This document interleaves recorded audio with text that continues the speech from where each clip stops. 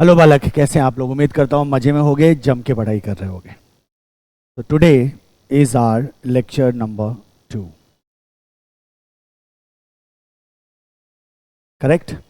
Lecture number 1 में हमने start किया था, आपको याद होगा कि we have started with the introduction of AFM, है ना।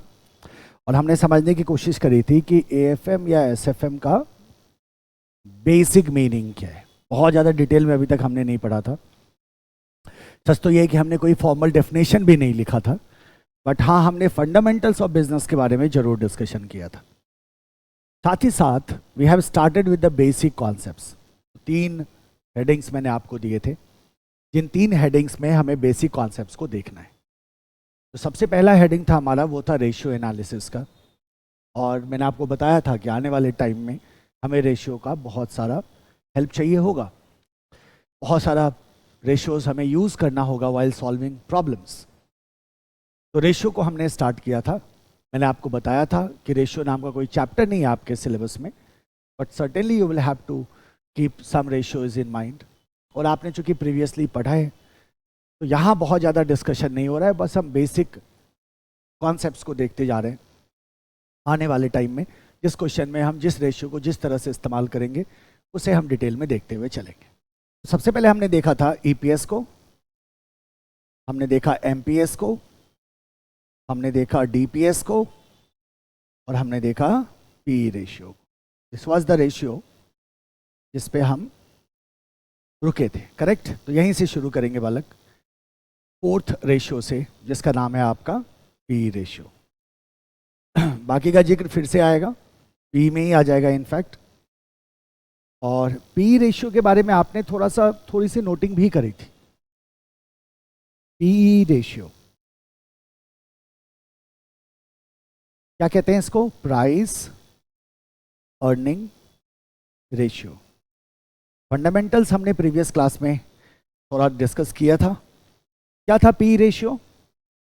तो we said that P ratio is equal to price upon earning. Price क्या होता है हमारा? एमपीएस। और अर्निंग क्या है हमारे पास? ईपीएस। तो इसको हमने कहा था एमपीएस डिवाइडेड बाय ईपीएस। तो दिस इज आवर रेशियो, ठीक है। चलो अब जरा समझो इसको। अगर हम पी रेशियो की बात कर रहे हैं तो it is MPS by EPS, है ना। तो मार्केट प्राइस ऑफ शेयर को हमने न्यूमरेटर पे रखा और डिनोमिनेटर पे हमने अर्निंग को रख लिया, इसीलिए इसका नाम प्राइस अर्निंग है, correct. But why we use this ratio? याद है मैंने आपको कल भी समझाया था प्रीवियस क्लास में कि whenever you see a ratio, तो you have to ask a question to yourself कि इस रेशियो का काम क्या है, how it is going to help us. तो think like an investor for a second, ठीक है। ऐसे सोचो कि अगर कोई इन्वेस्टर है, ठीक है, कोई इन्वेस्टर है, and let's say there is a stock in market, there is stock in market, X limited नाम की कोई कंपनी है। इसका शेयर का जो मार्केट प्राइस है, the MPS is let's say ₹30। इसका मार्केट प्राइस कितना है? 30 रुपए का मार्केट प्राइस है एक्स लिमिटेड का। अब इन द सेम सेक्टर, इसी सेक्टर में, इसी इंडस्ट्री में एक और कंपनी है जिसका नाम है लेट्स से वाई लिमिटेड। और वाई लिमिटेड का जो मार्केट प्राइस है that is ₹20। That is ₹20। You know what, we know the market price, है ना। अब एक्स लिमिटेड का मार्केट प्राइस ₹30 का है, वाई लिमिटेड का मार्केट प्राइस ₹20 का है। I have a very simple question for you, मुझे बताओ which is the cheaper one. इन दोनों स्टॉक में एज एन इन्वेस्टर मेरे लिए कौन सा ज्यादा सस्ता होगा और कौन सा स्टॉक मेरे लिए ज्यादा महंगा है? ये कैसे बताएंगे हम? आप क्या बोलोगे? देखते ही क्या दिमाग में आता है? अगर कोई लेमैन इसको देखे तो वो क्या सोचेगा? वो सोचेगा कि ये 30 रुपए का स्टॉक है, ये 20 रुपए का स्टॉक है, तो ज्यादा महंगा कौन हुआ मेरे लिए? X limited is expensive as compare to Y limited, क्योंकि वाई लिमिटेड तो हमारा क्या है? सस्ता है। नाउ यहां you have to be very careful. In this situation the P ratio is going to help you. P ratio हमें help करता है to determine which of the stock is overvalued and which of the stock is undervalued. So P ratio will help you in valuation of stock. Stock के valuation में ये आपको क्या करने जा रहा है, हेल्प करने जा रहा है। क्योंकि हम यहाँ ये नहीं कह सकते, ऐसे देखने से तो लग रहा है हमें कि भाई ये 30 रुपये का है महंगा है, ये 20 रुपये का है सस्ता है। As an investor we can think कि एक्स लिमिटेड जो है वो हमारे लिए चीपर स्टॉक है। बट क्या यही सिचुएशन है? तो आपका ये पूरा का पूरा आपकी अंडरस्टैंडिंग बदल जाएगी once you bring in P ratio in picture, जो अभी हम करने जा रहे हैं इन द सेम एग्जाम्पल। जरा सोचो इसके बारे में। लेट्स से कि we have X limited, we have Y limited, correct. और हम क्या करते हैं, इंडस्ट्री का एवरेज ले लेते हैं, एक इंडस्ट्री एवरेज भी होगा पी का। What is the MPS of the X limited? आपने कहा MPS of the X limited is 30 rupees and MPS of Y limited is 20 rupees. Let's talk about the EPS and the PE ratio. Let's say the EPS, earning per share of X Limited, को मैं कहता हूं it is ₹2. Now tell me, if the earning per share of X Limited is ₹2, in that case what will be the PE ratio for X Limited? हम जानते हैं कि PE ratio क्या होता है? PE ratio is MPS divided by EPS. What is MPS here? 30 rupees. What is the EPS? 2 rupees. It means my PE ratio is what? 15 times में बताएंगे इसको हम। तो P रेशियो इज what? 15। लेकिन अगर Y लिमिटेड की बात करो,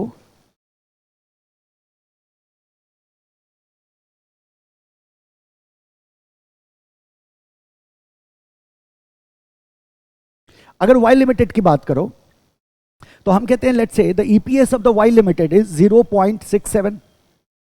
Now, if the EPS of the Y limited is 0.67, in that case, what will be the P ratio? तो इसका P ratio चला जाता है something around 30। फ्रैक्शन में इग्नोर करो, डेसिमल के बाद बहुत छोटा सा वैल्यू आ रहा है। तो this goes to 30 times. Now, the P of X limited is 15 times and the P of Y limited is 30 times. तो अब आपको क्या देखने को मिल रहा है, जरा समझो इस बात को। जिस स्टॉक का पी रेशियो ज्यादा है, जिस स्टॉक का पी रेशियो ज्यादा है, जाहिर सी बात है वो स्टॉक ग्रोथ स्टॉक हुआ, क्योंकि मेरा प्राइस अर्निंग रेशियो क्या है, ज्यादा है। तो अगर प्राइस अर्निंग रेशियो ज्यादा है इसका मतलब वो मेरा ग्रोथ स्टॉक है। और अगर ग्रोथ स्टॉक है तो it indicates that this is a volatile stock, और वोलेटिलिटी की वजह से risk in this stock is going to be higher. तो जो एक्सपेक्टेशन होगा शेयर होल्डर्स का वो ज्यादा होगा, expectation will be more. Whenever the P ratio is high, it means it is a volatile stock. Whenever the P ratio is low, it means it is a value stock. हमेशा दिमाग में रखना है इस बात को। तो स्टॉक का प्राइस भले ही 30 रुपया हमें 20 रुपये से ज्यादा दिख रहा था, लेकिन जब हम पर रुपीज देखते हैं कि पर रुपीज अर्निंग पे कितना इन्वेस्टमेंट है इन्वेस्टर का, तो we will find that the X limited stock becomes cheaper. ये क्या हो जाता है, ये सस्ता साबित होगा किसके लिए, इन्वेस्टर्स के लिए। तो this is how it helps in the valuation of stock. So P ratio helps in valuation of stock. P ratio help us to determine which stock is overvalued and which stock is undervalued. So हम क्या कह सकते हैं यहाँ, let's say the average of industry is 15. P कितना है average, 15 P average. तो हम कहते हैं X लिमिटेड का P कितना है मेरा 15 एंड Y लिमिटेड का P कितना है मेरा 30। तो यहां से देखने से हमें क्या मिल रहा है बताओ, आप क्या बोलोगे कि भले ही अगर मैं इसका एनालिसिस लिखूं यहां, तो आप क्या कहेंगे, stock price of X limited that is ₹30 appears to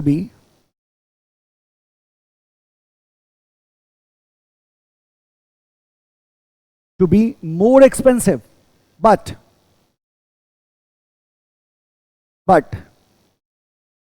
when we see P ratio, it can be concluded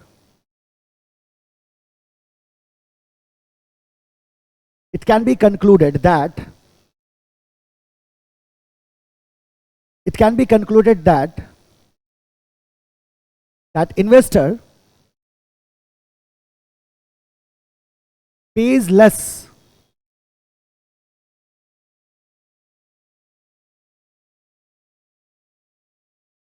for every rupees of current earning.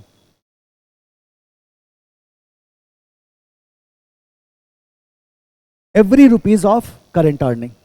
हम कहते हैं ये दिखने में हमें ऐसा जरूर लग रहा है कि that it is more expensive, but when we say we will find that कि अगर हर एक रुपये पे, अगर सिंगल रुपये पे अगर हम देखें इन्वेस्टमेंट को, we will find that कि X Limited is basically what? Cheaper than the Y Limited for the investors. X Limited become what? Cheaper than the Y Limited for what? Investors. Because in the case of Y Limited, जो पर rupees जो पे हो रहा है, for every rupee of earning जो investor pay करेगा, that will be higher than the X limited. तो अब हर एक रुपी अर्निंग पे जो आपका पेमेंट है, अगर वो ज्यादा है, जिस केस में वो आपके लिए क्या होगा? ज्यादा एक्सपेंसिव हो जाएगा. जिस केस में कम है वो आपके लिए क्या होगा? कम एक्सपेंसिव हो जाएगा. So P ratio help you to do the valuation of the stock. तो आप क्या कह सकते हैं यहां? Helps in valuation of stock. Valuation of stock helps to determine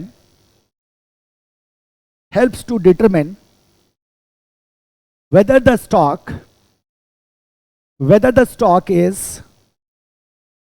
undervalued or overvalued. ठीक है. हालांकि अब हम कहते हैं सर एक बात तो क्वेश्चन है. क्वेश्चन क्या है कि सिर्फ पी रेशियो के आधार पे कभी भी इन्वेस्टर, एज एन इन्वेस्टर आप डिसीजन नहीं लोगे, लेना भी नहीं चाहिए, है ना. तो जाहिर सी बात है हमें और भी पैरामीटर देखना होगा. हम सिर्फ पी रेशियो पे नहीं कह सकते कि भाई जो particular stock is better than the other stock. ऐसा बिल्कुल भी नहीं करना चाहिए, क्योंकि हमें और भी रेशियोज को, और भी फैक्ट्स को, फिगर्स को हमें लाना होगा, और फिर हम कंपेरेटिव स्टडी करके हम क्या करते हैं? कंक्लूड करते हैं. बट यहां हम ये जरूर कह सकते हैं, इस पर्टिकुलर एग्जाम्पल में इसको हमने फ्रेम ही इस तरह से किया है कि हमारा पर्टिकुलर स्टॉक क्या दिख रहा है? बेटर दिख रहा है. ठीक है. सो this is what the P ratio is all about. अब जरा सोचो क्या हो सकता है पॉसिबिलिटी क्या हो सकता है कि अगर हम पी रेशियो की बात करें तो वी से दैट कि the value of P ratio में भी हाई और वैल्यू ऑफ पी रेशियो में भी लो. दोनों पॉसिबिलिटीज हो सकती हैं. आपको किसी सिनेरियो में आपको पी हाई दिखाई देगा, किसी सिनेरियो में आपको पी लो दिखाई देगा. In our example, in the case of Y limited the P is high, but in the case of X limited the P is low. So low का मतलब क्या होता है और हाई का मतलब क्या होता है? This what we have to understand. और ये जो अंडरस्टैंडिंग है ये हम क्या करेंगे? इस कैलकुलेशन पे अप्लाई कर देंगे. एकदम क्रिस्टल क्लियर हो जाएगा आपको तुरंत. If the P ratio is high, इसका मतलब क्या हुआ कि this is the growth stock. इसका मतलब हुआ कि एक ऐसा स्टॉक है, ये ग्रोथ स्टॉक है. और अगर ये ग्रोथ स्टॉक है, it means you will find there is lot of volatility. Volatile है ये स्टॉक. वोलेटाइल स्टॉक का मतलब क्या हुआ? जिसमें आपको बहुत ज्यादा सडन चेंज देखने को मिल सकता है, प्राइस चेंज. और अगर कोई स्टॉक वोलेटाइल है तो जाहिर सी बात है this stock is going to be risky. Volatile stock हमेशा क्या होगा? ज्यादा रिस्की होगा. वोलेटाइल स्टॉक क्या होगा? ज्यादा रिस्की होगा. तो if the P ratio is high, that what in the case of this the Y limited, it means that the stock is over valued. अगर पी रेशियो हाई है इसका मतलब है स्टॉक क्या है? तो आप बोलोगे it means stock is over valued. Stock क्या हो गया? Stock is over valued. So in our example Y limited is overvalued because P ratio here is high, in fact double of the industry average. The industry average is 15, but the P of Y limited is 30. So this is certainly what? Overvalued stock. It is highly volatile and highly risky. As far as P ratio low is concerned, जो हम देख सकते हैं X limited के case में, इसका मतलब ये हो गया सीधा सीधा कि these are the value stock. ये किस तरह का स्टॉक है? वैल्यू स्टॉक है. क्या यहां वोलेटिलिटी है? नहीं. इसका मतलब है the stock is under valued. The stock is under valued, the stock is under valued, correct, the stock is under valued. तो बताओ which one is under valued, तो आप बोलोगे X limited is under valued. Which one is over valued, आप बोलोगे Y limited is over valued. अगर मैं आपसे पूछूं कहां मुझे ज्यादा पे करना होगा फॉर 1 रुपीज ऑफ अर्निंग, तो आप क्या बोलोगे कि sir in the case of Y limited, in the case of Y Limited you will have to pay more for 1 rupee of earning. In the case of X Limited you will have to pay less for 1 rupees of earning. तो जहां आपको 1 रुपया earning के लिए कम invest करना पड़ गया, वो आपके लिए क्या हो जाएगा, चीपर हो जाएगा, सस्ता हो जाएगा ना। जहां आपको 1 रुपया अर्निंग के लिए ज्यादा इन्वेस्ट करना पड़ गया, वो वर्चुअली आपके लिए क्या हो जाएगा, महंगा हो जाएगा ना। हालांकि मार्केट प्राइस एक्स लिमिटेड का ज्यादा था, वाई लिमिटेड का कम था, लेकिन जैसे ही पी रेशियो को हमने लाइट में लाया तो हमें क्या दिखने को मिल रहा है, हमें ये दिखने को मिल रहा है कि 30 रुपये भले ही उसका एमपीएस ज्यादा था, स्टिल इन्वेस्टर के लिए वो स्टॉक क्या हो जाएगा, चीपर हो जाएगा, क्योंकि वहां जो उसको पे करना पड़ रहा है for every 1 rupees of earning, that is less than what he can do in the case of what, Y limited. तो this is the P ratio. क्या बताता है, वैल्यूएशन ऑफ स्टॉक को बताता है, वैल्यूएशन ऑफ शेयर प्राइस को बताता है। इसके मदद से हम ये देख सकते हैं कौन सा स्टॉक ओवर वैल्यूड है, कौन सा स्टॉक अंडर वैल्यूड है, राइट। सो ये बहुत ही इंपॉर्टेंट रेशियो है जो हमें दिमाग में रखना है, ठीक है। आगे बढ़ते हैं। अब यहां एक बहुत इंपॉर्टेंट एस्पेक्ट है जो आपको ध्यान में रखना है, that the relation of P and ROE. What is ROE? आप कहते हो return on equity, return on equity. तो हम क्या करेंगे, यहां एक नोट डाल के छोड़ देंगे। Keep in mind relationship between P and ROE। छोड़ क्यों दिया सर? तो अभी देखेंगे बाद में, आज के लेक्चर में ही देखना है बट बाद में देखेंगे। चलते हैं नंबर 5, करेक्ट। 5वें रेशियो में हम ले आते हैं बुक वैल्यू पर शेयर को। बुक वैल्यू पर शेयर क्या बुलाते हैं इसको, BVPS, book value per share. This is what we have to understand now.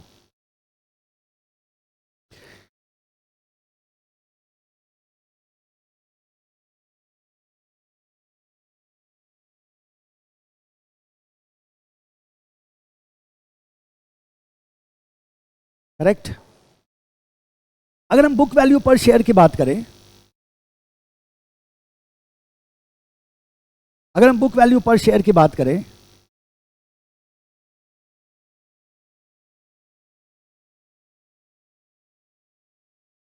Book value per share की अगर हम बात करें,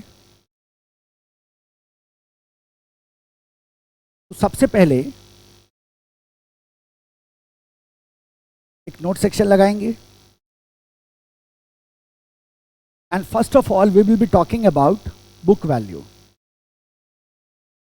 क्या होता है बुक वैल्यू? आया फॉर्मूला दिमाग में? What is book value? कैसे इंडिकेट करते हैं बुक वैल्यू को बीवी से? हम क्या करेंगे, बुक वैल्यू को देखना है ना, तो चलते हैं कहाँ, बैलेंस शीट में। बना रखा है हमने पहले भी। So we have to see our balance sheet, correct. तो क्या आ गया बालक, सबसे पहले हमारे पास शेयर कैपिटल, और हमने क्या कहा था, until unless not mentioned we will consider that the preference is included in share capital। अगर प्रेफरेंस शेयर इशू होता है तो हम उसको शो करेंगे, वरना हमें उसको शो करने की कोई ज़रूरत नहीं है। इसके बाद आता है हमारा reserve and surplus, correct. Share capital, reserve and surplus. फिर आ गए हमारे लॉन्ग टर्म डेट, फिर आ गया हमारा करंट लाइबिलिटीज, ठीक है। Likewise we have the fix assets, we have the current assets, and उसके बाद याद करो we had something called as preliminary expenses, जो मैंने कहा था ध्यान में रखते हुए चलना है। ना भी रखो तो कोई खास फर्क नहीं पड़ रहा, एक्सेप्शनल क्वेश्चन में दिखेगा, तो जब दिखेगा तो हम अकॉर्डिंगली क्या कर लेंगे, उसको मैनेज कर लेंगे। तो this is our balance sheet, total is going to be equal. Now we are talking about the book value. तो अगर हम book value of equity shares की बात करें, बुक वैल्यू ऑफ शेयर्स की बात करें और अगर प्रेफरेंस शेयर मेंशन ना हो तो what we can do, how can we see the book value? तो आप क्या बोलोगे सर, बुक वैल्यू का मतलब हुआ we will have the share capital and we will have the reserves and surplus. Now, if in our question preliminary expenses are given, in that case इसके total से मैं क्या करूंगा, प्रीलिमिनरी एक्सपेंसेस को मैं माइनस कर दूंगा. तो अगर मैं share capital plus reserve and surplus लें, share capital plus reserve and surplus, और जो वैल्यू आ रहा है उसमें से अगर मैं प्रीलिमिनरी एक्सपेंसेस को माइनस कर दूं, then we will get what, book value of shares, right? तो we will get the BV. तो बुक वैल्यू का सबसे सिंपल डेफिनेशन क्या बन गया मेरा? तो हमने कहा sir share capital plus reserves and surplus minus preliminary expenses. Now if it is there, इस पर हम हमेशा क्या करके चल रहे हैं, स्टेरिक लगाते हुए चल रहे हैं. तो ये हमारा क्या दे देगा, बुक वैल्यू दे देगा. What can be another way to find the book value? Simple तरीका और क्या हो सकता है बुक वैल्यू को फाइंड करने का? तो हम कहते हैं सर अगर आप टोटल जो आपका एसेट है, you have the fix asset and you have the current asset, ठीक है? तो यहां क्या मिल गया आपको, टोटल एसेट्स. देखो अगर मैं कहूं कि टोटल एसेट्स क्या होगा, तो आप क्या बोलोगे, fix assets plus current assets. और अगर मैं आपसे पूछूं टोटल लाइबिलिटी क्या होगा, तो आपका क्या हो जाएगा, आप बोलोगे सर ये जो डेट है plus current liability, long term liabilities plus current liabilities, ये हमारा क्या हो जाएगा, टोटल लाइबिलिटीज हो जाएगा. तो अगर मैं टोटल एसेट में से टोटल लाइबिलिटी को हटाऊं तो क्या बच गया, share capital reserve and surplus. यही हमें क्या देता है, book value. So we can have another formula as well. Book value is equal to total assets minus total liabilities, total assets minus total liabilities. और जैसे ही मैंने total assets minus total liabilities किया, तो that gives us what, the book value. यहां से क्या मिल गया मुझे, बुक वैल्यू मिल गया, ठीक है? अगर मेरे पास टोटल इक्विटी गिवन हो और प्रेफरेंस शेयर कैपिटल गिवन हो तो क्या करूं? तो हमने क्या करना है, तो हम बोलेंगे सर इसका मतलब ये हो जाएगा जो टोटल इक्विटी है मेरा, उसमें से मैं प्रेफरेंस शेयर कैपिटल को माइनस कर दूंगा. अभी हम देखेंगे उसको भी. तो this is our book value. ये हमारा क्या हो गया, बुक वैल्यू हो गया. याद रखना है इसको. तो अब आपके दिमाग में सवाल आएगा, सर बुक वैल्यू तो फिर वही हो गया ना. मैंने पूछा क्या, तो आप बोलोगे नेटवर्थ. मैंने बोला हाँ बिल्कुल, हम क्या कैलकुलेट कर रहे हैं, हम नेटवर्थ ही तो कैलकुलेट कर रहे हैं. तो book value is nothing but the net worth. अब अगर मुझे book value per share calculate करना है, तो क्या करना है कि ये जो मेरा total asset minus total liability है, या जो मेरा टोटल इक्विटी है, उसको हमें क्या करना है, नंबर ऑफ शेयर से डिवाइड कर देना है.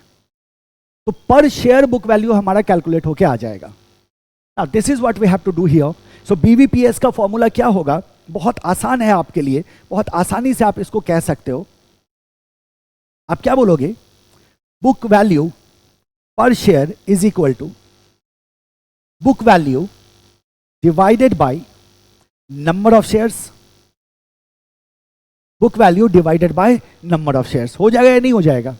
और total assets minus current liability divided by number of shares. Total assets minus current liability, sorry total assets minus total liability divided by number of shares.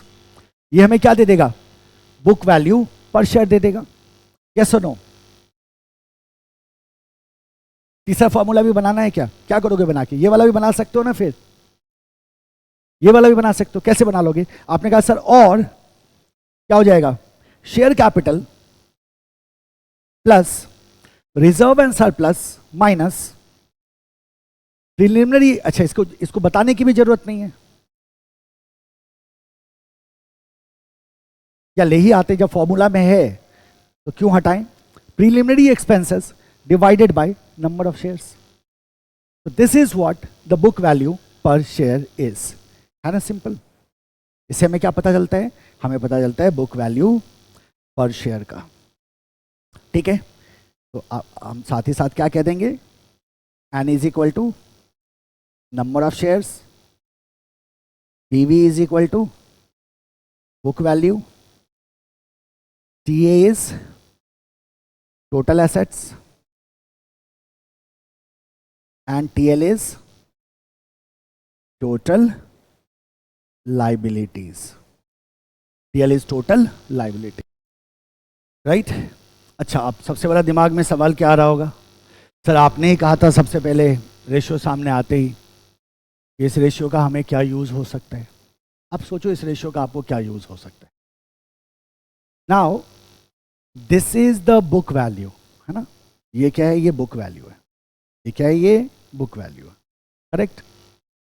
अब जरा सोचो कि क्या book value and market value, जो मेरा book value of shares हैं और जो मार्केट वैल्यू ऑफ शेयर होता है, क्या ये दोनों सेम होगा? जरूरी है क्या?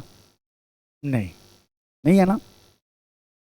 लेकिन अगर मान लो कंपनी लिक्विडेट हो रही हो, सोचो एक सेकेंड के लिए कि कोई कंपनी है वो लिक्विडेट हो रही है। जब कंपनी लिक्विडेट हो रही है, उस कंडीशन में एज अ शेयर होल्डर आपका फोकस कहाँ होगा? तो आप बोलोगे सर बुक वैल्यू पे होगा ना। आपका फोकस कहाँ होगा? बुक वैल्यू पे, बिकॉज आपको जो कुछ भी मिलने वाला है वो बुक वैल्यू के हिसाब से मिलने वाला है। यानी कि जब हम बुक वैल्यू पर शेयर की बात करते हैं तो book value per share share holders को यह भी बताता है कि अगर ये कंपनी लिक्विडेट हुई तो उस कंडीशन में उन्हें कितना मिलने वाला है, करेक्ट? अब जरा सोचो, अगर बुक वैल्यू और मार्केट वैल्यू वो अगर हम कंपेयर करते हैं, अगर मेरा book value per share market value से ज्यादा है तो इसका मतलब क्या अर्थ निकल के आएगा? हम बोलेंगे मेरा बुक वैल्यू से मार्केट वैल्यू से ज्यादा है, इसका मतलब मार्केट में जो वैल्यूएशन है मेरी कंपनी का वो कम है, यानी कि कंपनी क्या हो गई? अंडर वैल्यूड हो गई। तो book value per share also help you to understand what valuation. ये भी किस चीज में हेल्प कर रहा है? आपको वैल्यूएशन में हेल्प कर रहा है, ठीक है? क्या बोलेंगे हम? एनालिसिस में लिख देता हूं। एनालिसिस में हमें यूज होता है इन सब चीजों का। तो सबसे पहले हमने क्या कहा? It tells what investor should expect or would get when firm is liquidated। जब फॉर्म लिक्विडेट होगा तो इन्वेस्टर को क्या प्राप्त होगा, ये बुक वैल्यू पर शेयर से पता चल जाएगा, ठीक है? बुक वैल्यू के हिसाब से ही आपको मिलेगा। दूसरा, it helps to determine if company is undervalued। It helps to determine if company is undervalued। क्या कंपनी अंडरवैल्यूड है? क्या कंपनी अंडरवैल्यूड है? ये आपको एस्टिमेट करने में भी आपको पता चलेगा, राइट? कैसे? हमने कहा if book value per share is higher than the market price per share। अगर बुक वैल्यू मार्केट प्राइस से ज्यादा है तो क्या अर्थ निकल के आया? तो हम बोलेंगे sir company is under valued. Company क्या हो जाएगा? अंडर वैल्यूड हो जाएगा। मार्केट जो आपका बीवीपीएस है वो एमपीएस से भी क्या है? ज्यादा है। This is situation when we say the company is what? Undervalued, right? अच्छा, आपको पता है आपने कभी बैलेंस शीट इंसॉल्वेंसी का नाम सुना है? Balance sheet insolvency. या फिर ऐसे सोचो, अगर मैं बोलूं कि क्या ऐसा हो सकता है कि book value per share negative हो जाए? क्या ऐसा हो सकता है कि book value per share negative हो जाए? तो हम कहते हैं हाँ, हो भी सकता है। हो सकता है ना? हो सकता है ना book value per share negative? Book value per share अगर नेगेटिव हो जाए तो इसी सिचुएशन को हम क्या कह सकते हैं? ये भी एक ऐसा सिचुएशन है where we can see that this is nothing but the balance sheet insolvency। This is the case of balance sheet insolvency, ठीक है? तो this is your BVPS, book value per share. क्या बताता है? बताता है कि वैल्यूएशन ऑफ स्टॉक का, ये भी हमें जानकारी देगा। ये बताएगा कि whether our company is over valued और अंडर वैल्यूड, है ना। ये बताता है कि अगर फर्म अभी लिक्विडेट हो जाए तो हम एज ए इन्वेस्टर आपको कितना मिलने वाला है। बुक वैल्यू पर शेयर कैसे निकालते हैं, बुक वैल्यू को नंबर ऑफ शेयर से डिवाइड कर देते हैं। This is it, as simple as it is. अब मेरा आपसे एक सवाल है, बड़ा सिंपल सा सवाल है, आप तो समझ गए होंगे इसको बहुत अच्छी तरह से। अब मेरा आपसे एक सवाल है, ये बताओ कि how can we increase the book value, how can we increase the book value. Book value को हम किस तरह से इंक्रीज कर सकते हैं, बता सकते हो आप मुझे। तो आप कैसे सोचोगे, है ना, आप कैसे सोचोगे। तो हम कहते हैं sir book value is total assets minus total liabilities. तो हम कैसे इंक्रीज कर सकते हैं बुक वैल्यू को, तो क्या बोलेंगे, या तो आप अपने टोटल एसेट को क्या करो, बढ़ाओ, या फिर अपने टोटल एसेट को, टोटल लाइबिलिटीज को क्या करो, रिड्यूस करो। तो बुक वैल्यू को बढ़ाने के लिए we can opt both the method. अगर बुक वैल्यू को इंक्रीज करना है तो या तो टोटल एसेट्स को क्या करेंगे, इंक्रीज करेंगे, या फिर हम टोटल लाइबिलिटीज को रिड्यूस कर देंगे। दोनों तरीके से हमारा क्या होगा, बुक वैल्यू इंक्रीज होगा। And we sometimes we have to do that, we have to increase our book value as well. So we can do this thing, we can do such kind of adjustment, ठीक है। This is your book value per share. चलो बालक, next number 6।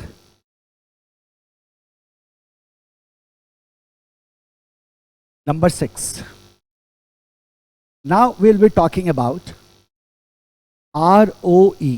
याद करो, जब अभी हमने PE पढ़ा था तो PE में मैंने आपको एक नोट डाला था कि PE का और ROE का relation we have to understand, जिसको हमने कहा था we will understand at later stage. तो ROE को डिस्कस करते हैं और अपने आप आपको PE दिखेगा और बहुत आसानी से आप दोनों के रिलेशनशिप को समझ जाओगे, ठीक है। तो what is ROE? ROE stands for return on equity. तो इक्विटी पे जो रिटर्न है उसको हम कहते हैं ROE। So ROE stands for return on equity, ठीक है। ROE stands for return on equity. अब जरा याद करो अब अपने इनकम स्टेटमेंट को। आपके इनकम स्टेटमेंट में आपका पीबीटी था, प्रॉफिट बिफोर टैक्स, उसमें से आपने टैक्स पे कर दिया तो आपका आ गया प्रॉफिट आफ्टर टैक्स, ठीक है। और ये जो प्रॉफिट आफ्टर टैक्स था that was your net profit.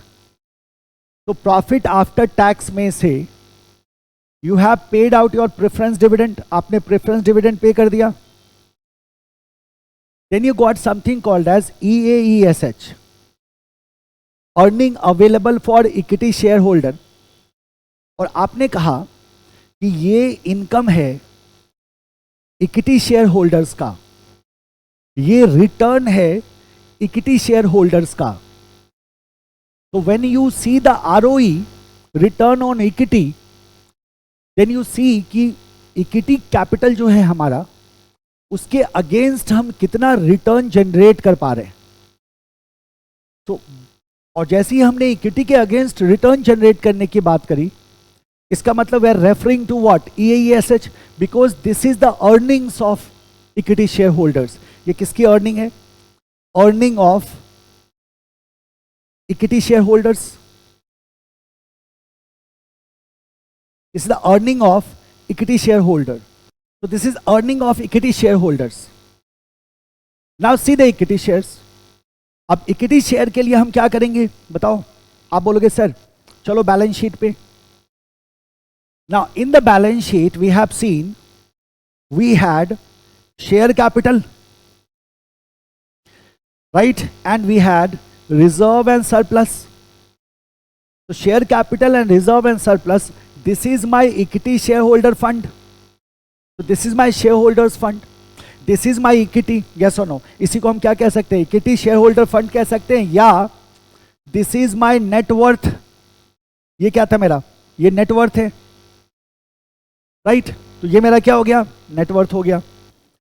So how we can see that, हमने कहा सर देखो ऐसा है कि हम ये देखना चाह रहे हैं कि ये जो मेरा इक्विटी है इस पे कितना रिटर्न मुझे आ रहा है। तो हमने कहा EAESH का रिटर्न हमें आ रहा है इस इक्विटी पे, reserve and surplus is the part of equity fund, वो तो हम जानते हैं।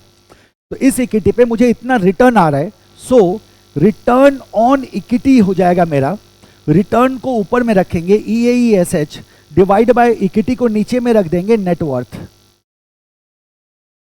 है ना। सो और इसको हमने दूसरे शब्दों में क्या कहा था, book value. Net worth is nothing but the book value. तो हमने EAESH को न्यूमरेटर में रखा, नेटवर्थ को डिनोमिनेटर में रखा, डिवाइड किया, we will get our ROE। तो this is the formula of return on equity. बात आ गई समझ में। अब फर्दर सोचो आप, और now this is the total amount, EAESH is the earning, total earning, and net worth is the total worth. If I ask you कि ये बताओ कि क्या मैं इसको पर शेयर पे ला सकता हूं, कैन वी डू दैट? तो आप क्या बोलोगे, सर ये तो आसानी से हो जाएगा। ROE is equal to EAESH divided by N, where N is number of shares, divided by net worth or book value divided by N.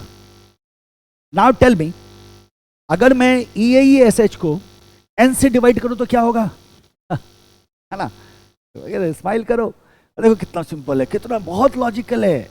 Financial management का मतलब दिमाग लगाने का, और इंसान के पास होते हैं दो दिमाग, एक होता है गले के ऊपर इधर, और एक होता है घुटने में। कौन सा लगाने का? अरे नहीं बाबा नहीं, घुटने वाला नहीं लगाने का, गले के ऊपर वाला लगाने का, है ना। अगर मैंने N से डिवाइड किया तो this will give us what, EPS, earning per share. और अगर BV डिवाइडेड बाय N हमने देखा तो ये क्या दे देगा हमें, बुक वैल्यू पर शेयर दे देगा ना, बुक वैल्यू पर शेयर, हाँ या नहीं, book value per share. Okay, this is one thing. How can we see net worth from another angle, जरा सोचो। तो हम कहते हैं एक होता है मार्केट कैपिटलाइजेशन। तो अगर मार्केट कैप की हम बात करते हैं तो how we calculate the market cap, we see the total outstanding shares हमारा जो होता है उसको मल्टीप्लाई कर देते हैं मार्केट प्राइस पर शेयर से। तो when we are seeing the book value per share, can we take instead of book value per share, can we take the MPS here? तो आप क्या बोलोगे, yes we can take MPS here as well. तो अगर हम इसकी जगह book value per share की जगह अगर इस जगह MPS ले, तो इस जगह MPS ले तो क्या होगा बताओ? तो अगर मैंने इस जगह MPS लिया तो it will be like ROE is equal to EPS divided by MPS, yes और no? ROE is equal to EPS divided by MPS। तो ये भी मेरा ROE का फॉर्मूला बनेगा, बन जाएगा ना। बस हमने क्या किया, बुक वैल्यू पर शेयर की जगह क्या ले लिया हमने मार्केट प्राइस पर शेयर ले लिया। तो बुक वैल्यू और MPS में तो रिलेशन तो आप समझ ही रहे हो बहुत अच्छी तरह से, और आपको पता है कि हम रिप्लेस कर सकते हैं। तो some time ROE can also be calculated based on what, MPS। हम कभी कभी ऐसा करते हैं कि ROE को किसके आधार पे कैलकुलेट करते हैं, MPS के आधार पे इंस्टेड ऑफ बुक वैल्यू। और जैसे ही हमने ROE को MPS के आधार पे कैलकुलेट किया, it will go like EPS by MPS is ROE। And if EPS by MPS is ROE, what is the relation of ROE with P? लगाओ खोपड़िया, क्या बोलोगे? सर देखो हुआ क्या है, अब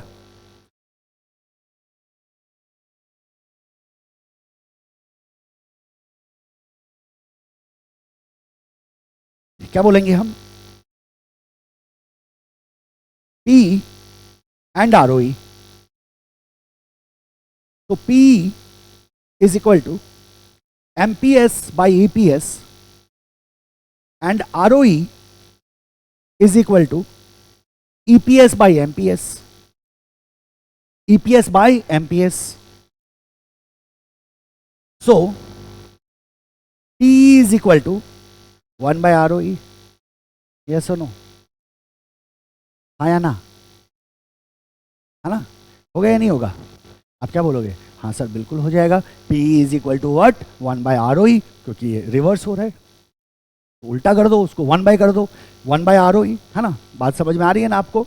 1 बाय ROE का मतलब क्या हो गया, इज इक्वल टू ROE क्या है मेरा, EPS बाई MPS। ये हो जाएगा 1 बाई EPS बाई MPS, ये ऊपर जाएगा, ये जब ऊपर जाएगा तो ये हो जाएगा MPS बाई EPS, और यही हमारा क्या होता है, P होता है ना। सो ये पी और आरओई का रिलेशन है, निश्चित रूप से ध्यान में रखना है, बहुत हम इसको इस्तेमाल करने जा रहे हैं। और आपने इक्विटी होल्डर का भी आपने क्या देख लिया, रिटर्न देख लिया, जाहिर सी बात है ये किसी भी इन्वेस्टर के लिए आरओई को देखना क्या है, जरूरी है, देखते हैं लोग, right. This is your ratio number 6। चलते हैं रेशियो नंबर 7 पे। तो अभी अभी हमने एक टर्म का जिक्र किया था एमपीएस, जब मैंने आपको बताया था, और दैट इज मार्केट कैपिटलाइजेशन और मार्केट कैप। और मार्केट कैप, इसको शॉर्ट में क्या बुलाते हैं, मार्केट कैप, है ना। लार्ज कैप होता है, मिड कैप होता है, स्मॉल कैप होता है, इसके अलावा माइक्रो कैप और मेगा कैप भी होता है। They are different categories. Capitalization के आधार पे हम कंपनी को डिवाइड, मतलब कैटेगरी में बांट देते हैं। तो अगर आप सारे कैटेगरी को कंसीडर करना चाहो तो सबसे ऊपर मेगा कैप होता है ना, उसके बाद लार्ज कैप होता है, उसके बाद मिड कैप होता है, उसके बाद स्मॉल कैप होता है, उसके बाद माइक्रो कैप होता है। अभी हम लोग देखेंगे शेयर मार्केट्स में कंपनीज का जब रेफरेंस आना शुरू होगा तो I will be showing you lot of companies, वहाँ आप और ज़्यादा क्लैरिटी के साथ इसको देखोगे। यहाँ फंडामेंटल स्ट्रॉन्ग कर लो। What is market cap, how can we calculate, how can we see what is the market capitalization of, तो बड़ा सिंपल सा इसका फॉर्मूला बनता है हमारा। और वो फॉर्मूला ये बनता है कि बालक हमें करना क्या है कि जो मेरा शेयर्स है, आउटस्टैंडिंग शेयर्स हैं, उस आउटस्टैंडिंग शेयर्स को हम मार्केट प्राइस से क्या करेंगे, मल्टीप्लाई कर देंगे, और जो वैल्यू आएगा वो हमारे कंपनी का वर्थ बता देगा, मार्केट कैप बता देगा। तो आप क्या बोलोगे, market cap is equal to number of outstanding shares multiplied to market price per shares. ठीक है, number of shares multiplied to market price per share, यानी कि N into MPS is market cap, यही हुआ ना, N into MPS is market cap. ठीक है, तो व्हाट इज दिस, तो आप कहते सर टोटल वैल्यू है इक्विटी शेयर्स का, मार्केट कैपिटलाइजेशन क्या हो गया, आप बोलोगे सर टोटल वैल्यू हो गया इक्विटी शेयर का, total value of equity shares. ठीक है, जैसे मान लो जो शेयर्स हैं, total shares of X limited is 1 lakh and market price is ₹5। ठीक, तो क्या हो जाएगा, मार्केट कैप क्या हो जाएगा इसका, market cap is equal to what is the total number of shares 1 lakh, it is N, and what is the price, market price is ₹5, so this is my MPS. तो क्या बोल देंगे, 1 lakh multiplied to 5 is equal to कितना हो गया, ये 5 लाख हो गया, ये कितना हो गया, ये 5 लाख हो गया। सो 5 लाख हमारा क्या हो गया, 5 lakh is our market cap, 5 lakh क्या हो गया मेरा, मार्केट कैप हो गया उस कंपनी का, मार्केट कैपिटलाइजेशन हो गया, मतलब total value of equity share हो गया कितना, 5 लाख। तो कंपनी का मार्केट कैपिटलाइजेशन कहाँ से पता चलता है, total value of equity share से पता चलता है। कुछ नहीं करना है, शेयर्स को एमपीएस से मल्टीप्लाई कर देना है।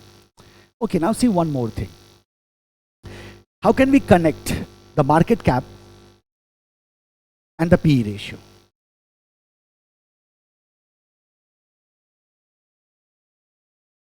ठीक है, तो फिर से हम एक नोट डालेंगे यहाँ और देखेंगे मार्केट कैप बड़ा सिस्टमेटिक है एंड पी रेशियो, तुरंत तुरंत आपका दिमाग काम करेगा, तुरंत दिमाग काम करेगा आपका, इमीडिएटली दिमाग काम करेगा। देखो व्हाट इज पी रेशियो, आपने कहा sir MPS divided by EPS, MPS divided by EPS, this is my P ratio. Now what happens if MPS divided by EPS को हम मल्टीप्लाई कर दें ईएईएसएच से। अगर हमने इसको ईएईएसएच से मल्टीप्लाई कर दिया तो what will happen in that case, जरा सोचो आप क्या बोलोगे, सर इस केस में ये हो जाएगा, और एमपीएस बाय ईपीएस और ये हो जाएगा MPS मल्टीप्लाइड टू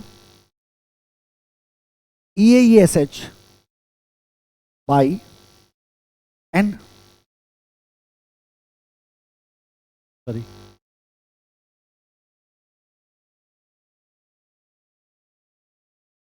क्या हो सकता है ये देखो, MPS multiplied to EASH, EAESH क्या है हमारा, टोटल इक्विटी अर्निंग है, EPS क्या है, पर शेयर अर्निंग है, it will give you number of shares, क्या मिल गया, number of shares is equal to, यही हमारा क्या होता है, मार्केट कैप, यही क्या होता है हमारा market capitalisation. So what we can do is, हम सिंपली कह सकते हैं market cap is equal to P ratio multiplied to EAESH, P ratio multiplied to EAESH। अगर मैंने P रेशियो को EAESH से मल्टीप्लाई किया, in that case also we will get what, market cap. यानी कि अगर मेरे पास EAESH है, इक्विटी की अर्निंग्स है, और हमारे पास PE है अवेलेबल, तो उस कंडीशन में हम क्या करेंगे, EAESH को PE से मल्टीप्लाई करेंगे और हमें क्या मिल जाएगा, market capitalisation. We will be able to find out. इस रिलेशन को भी क्या करना है, आपको दिमाग में रखना है, क्या पता कहीं जरूरत हो जाए, और होता ही है ना। तो ये था आपका रेशियो नंबर, ये था आपका रेशियो नंबर 7। आ जाओ रेशियो नंबर 8। ROE देख लिया हमने, तो अब हम देख लेते हैं ROCE। ना ROCE stands for return on capital employed, return on capital employed, return on capital employed, तो रिटर्न ऑन कैपिटल एम्प्लॉयड। अच्छा बताओ कैपिटल एम्प्लॉयड क्या होगा, है ना। सबसे पहले तो इस पे सोचो, मान लो ये आपका हो गया आपका बैलेंस शीट, ठीक है, this is your share capital, मान लो 100 है। Then you have your reserves and surplus, मान लो 20 है, ठीक है। आपका डेट है, मान लो 50 है। आपके करंट लाइबिलिटीज हैं, then you have your fix assets, your current assets and so on. ये आपका क्या हो गया, बैलेंस शीट हो गया। नाउ अब आपको ये सोचना है ना, आपको बस ये सोचना है, ये सोचो कि what is the capital you have employed in business. और याद करो पहले लेक्चर में मैंने आपको बताया था what's the difference between capital and money. Capital क्या होता है बिजनेस में, हमने इस पर थोड़ा सा डिस्कशन किया था, और हमने कहा था जो जो जो पैसा हमने बिजनेस में लगाया है बेसिकली, के आधार पे हम अपने ऑपरेशंस को करते हैं, रेवेन्यू जनरेट करते हैं और बाकी अपने काम को करते हैं, that capital is basically we are talking about. So we are talking about right now the return on the capital employed. तो रिटर्न ऑन इक्विटी में हम देख रहे थे कि इक्विटी के अगेंस्ट हमारा रिटर्न क्या है, और जब हम रिटर्न ऑन कैपिटल एम्प्लॉयड की बात करेंगे तो जाहिर सी बात है we will be seeing the capital employed, total capital employed जो है हमारा, उसके अगेंस्ट हमारा रिटर्न क्या है। तो let's say this is your balance sheet and recall your income statement. आपका इनकम स्टेटमेंट क्या था, सेल्स था हमारे पास, सेल्स में से हमने लेस किया था COGS। जब हमने COGS को लेस किया था then we got the gross profit. Gross profit से हमने ऑपरेटिंग एक्सपेंसेस को हटाया, ऑपरेटिंग एक्सपेंसेस को डिडक्ट करने के बाद we get what, EBIT, earning before interest and taxes, right. फिर हमने इसके बाद इसमें से इंटरेस्ट को माइनस किया, जब इंटरेस्ट को माइनस किया तो हमें क्या मिला, EBT, फिर हमने टैक्स को माइनस किया एंड सो ऑन। इस तरह से हमारा इनकम स्टेटमेंट का फ्लो था। Now see this, when we consider the capital employed, तो क्या क्या हमारे पास है। सबसे पहला आइटम क्या है मेरे पास, शेयर कैपिटल। इसी का पार्ट हो सकता है क्या, रिजर्व एंड सरप्लस। तो we have the share capital, we have the reserve and surplus, these are the amount what we have invested in business. क्या इसके अलावा अगर हम डेट की बात करें, अगर हम डेट की बात करें, so debt is also what we have invested in business. तो when we talk of the capital employed, तो this is our capital employed. यानी कि क्या मैं ऐसा कह सकता हूं कि capital employed is nothing but the equity plus debt. क्या मैं कह सकता हूं capital employed is nothing but the equity plus debt. तो इक्विटी और डेट में हमने जितना बिजनेस में इन्वेस्ट करके रखा हुआ है, जितना हमने एम्प्लॉय किया है, that is our capital employed. Employ करने का मतलब लगाना, सिंपल शब्दों में। So that is our capital employed. So what is capital employed? It's nothing but the equity plus debt. Or what is capital employed? तो आप कहते हो sir capital employed is your share capital plus reserve and surplus plus debt. ठीक है, minus, याद करो हमने क्या कहा था कि यहां हो सकता है हमारे पास क्या हो, प्रीलिमिनरी एक्सपेंस हो, तो हम क्या कर सकते हैं, उसको ला सकते हैं अपने फॉर्मूला में, तो हम क्या बोल देंगे, minus preliminary expense. So this is my capital employed. This is my capital employed. अब मुझे एक बात बताओ, if this is the capital employed, equity plus debt या share capital plus reserve plus debt minus preliminary expenses, if this is my capital employed, in that case इस capital employed के against हमारा return क्या है? क्या हमारा return profit after tax है? क्या हमारा रिटर्न EAESH है? क्या हमारा रिटर्न सेल्स है? क्या रिटर्न होगा? So what we can say कि अगर now if you see the EBIT, this is your operating profit. EBIT क्या है मेरा? This is my operating profit. And ये जो operating profit है, this profit will include everything. क्यों कह रहा हूं मैं ऐसा? We pay interest on debt. हम डेट पे क्या पे करते हैं? इंटरेस्ट पे करते हैं. Now EBIT पे इंटरेस्ट अप्लाई होगा. EBIT माइनस इंटरेस्ट करते हैं तब हमें EBT मिलता है, right. As far as equity is concern, EAESH में से जो हमारा था उसमें से हम इक्विटी डिविडेंड पे कर रहे थे, right. So what is the idea here कि अगर मैं कैपिटल एम्प्लॉयड के रिटर्न की बात करूं, then that return is nothing but the EBIT. वो रिटर्न मेरा क्या हो गया? EBIT हो गया. तो फॉर्मूला क्या बनेगा बताओ? आप क्या बोलोगे? Sir ROCE is equal to what is the return here? तो आप कहते हो sir your return is EBIT और डिनोमिनेटर में क्या जाएगा? तो आप बोलोगे सर कैपिटल एम्प्लॉयड. तो कैपिटल एम्प्लॉयड आ गया डिनोमिनेटर में. ROCE is equal to EBIT divided by capital employed. Return on capital employed, तो रिटर्न कैपिटल एम्प्लॉयड का क्या था? EBIT. EBIT को न्यूमरेटर पे लिया और डिनोमिनेटर पे हमने किसको ले लिया? कैपिटल एम्प्लॉयड को. और अब चलो आगे बढ़ो. ROCE is equal to EBIT को ऊपर रखो divided by what is capital employed. तो आप कहते हैं sir equity plus debt. Equity plus debt, ये भी फॉर्मूला बन गया मेरा. और क्या हो सकता है? ROCE इज इक्वल टू ऊपर क्या रह गया? EBIT डिवाइडेड बाय नीचे क्या आ गया? Share capital plus reserve and surplus plus debt minus preliminary expenses. ये हमारा फॉर्मूला हो गया किसका? ROCE का. So this is your return on capital employed. This is your return on capital employed.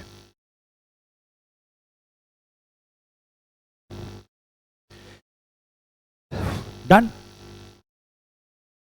This is your return on capital employed. ये भी बड़ा important ratio है जो हमें इस्तेमाल होगा, करेक्ट. अब जरा सोचो इसके बारे में. ये सारे फॉर्मूलाइज हैं, जनरलाइज्ड हैं, है ना. और इस तरह से हम इसको क्या कर सकते हैं, इसका कैलकुलेशन हम आसानी से कर सकते हैं.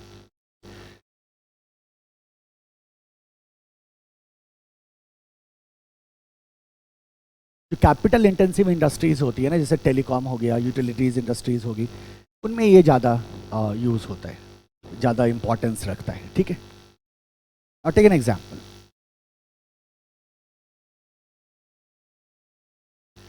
Take an example. एज्यूम करते हैं देयर आर टू कंपनीज. एक है कंपनी X और एक है company Y, correct. There are two companies और इनका इंफॉर्मेशन देख लेते हैं हम किस तरह से हमारे पास है. So let's start with the sales. ठीक है. 15,000 सेल्स है कंपनी X का और लेट्स से 60,000 सेल्स है कंपनी Y का. तो 15,000 is of X and 60,000 is of Y.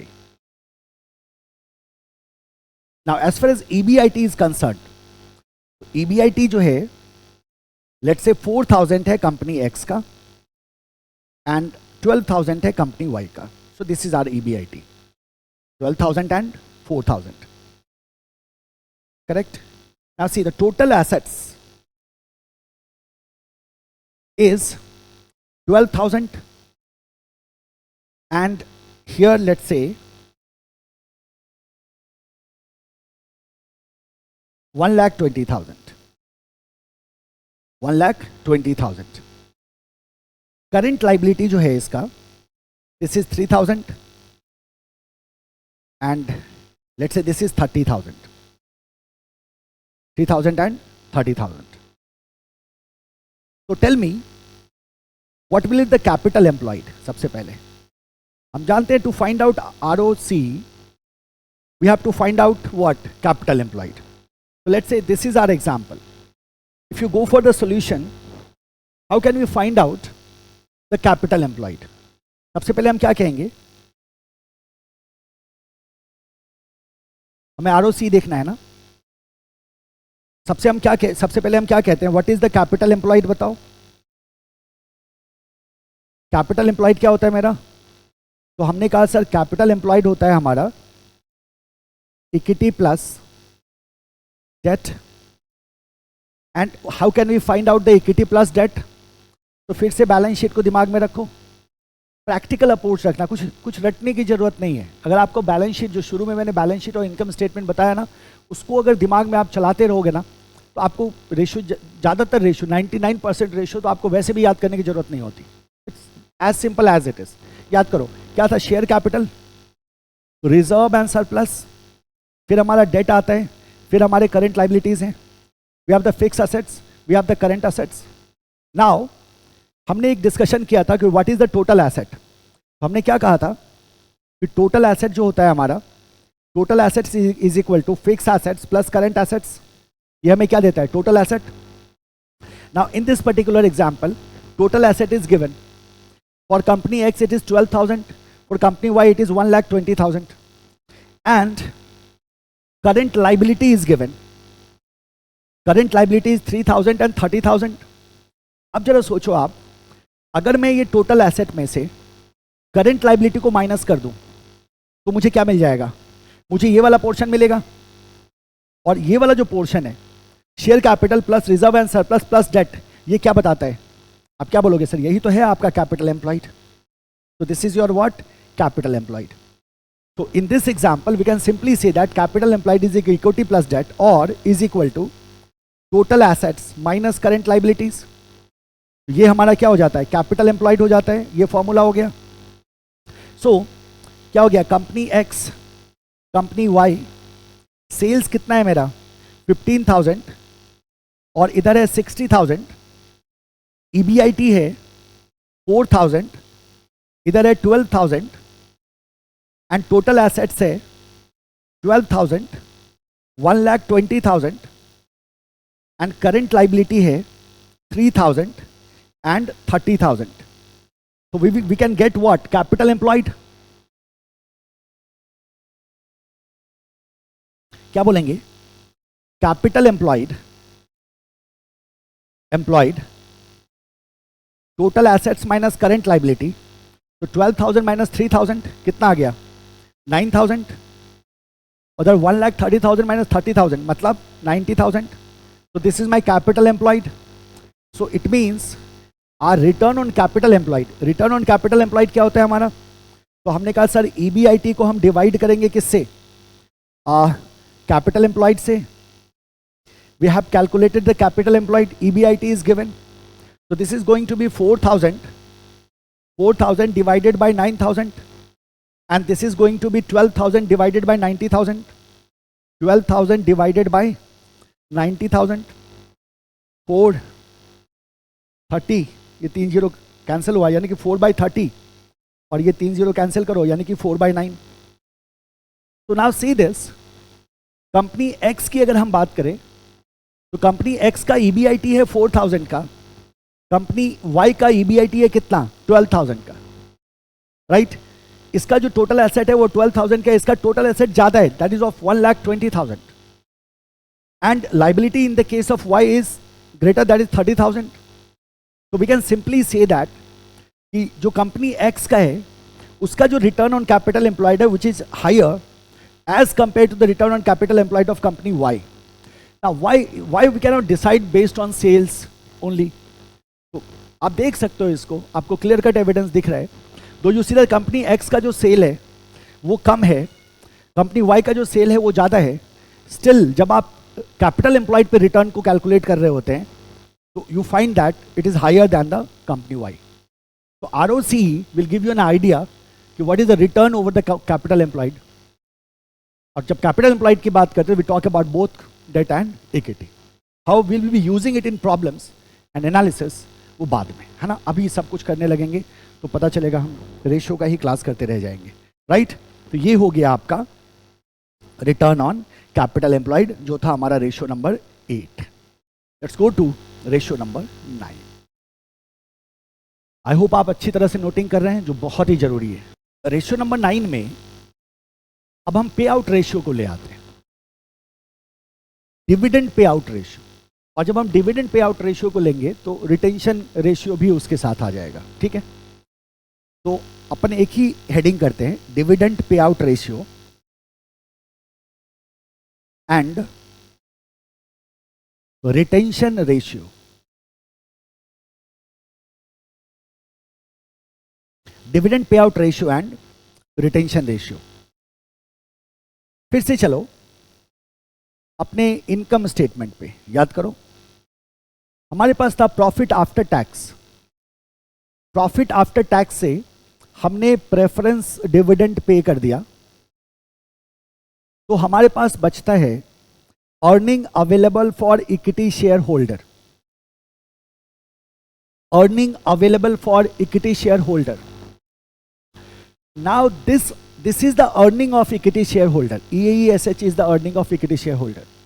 यानी कि मान लो अगर मेरा पैट जो था वो 100 था और प्रेफरेंस डिविडेंड मान लो नील था ही नहीं मेरे पास, प्रेफरेंस शेयर हमने इशू नहीं किया था, तो यानी कि EAESH मेरे पास कितना आ गया, 100 आ गया।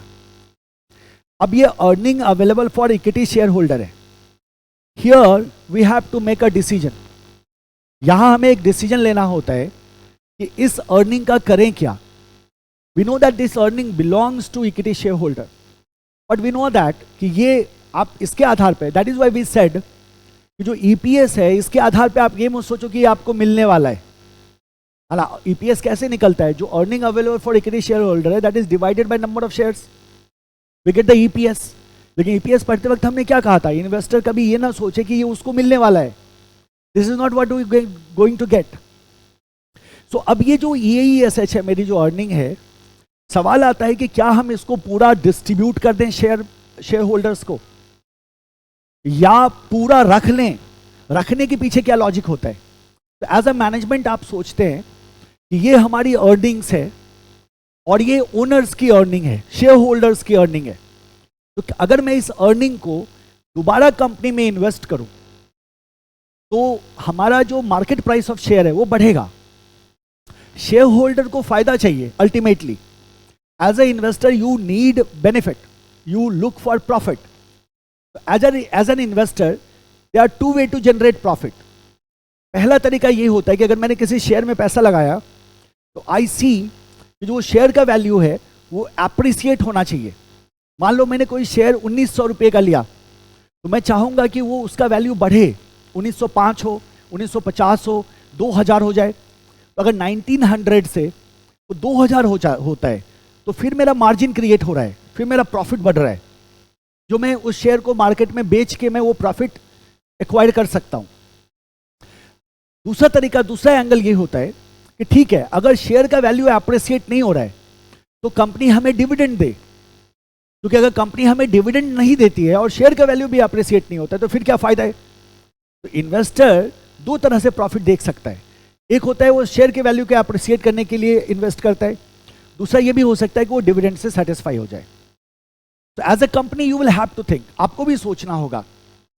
पहले तो आपको ये देखना होगा कि आपके जो मेजॉरिटी शेयर होल्डर्स हैं उनका क्या है आइडिया, वो किस तरह से देखते हैं।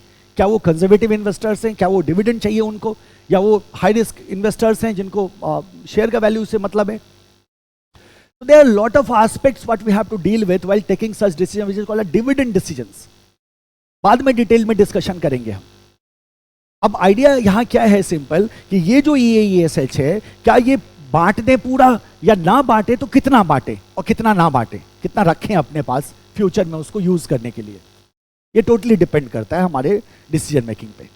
यानी कि ऐसा हो सकता है कि some portion of EAESH is distributed, ऐसा हो सकता है कि some portion of EAESH is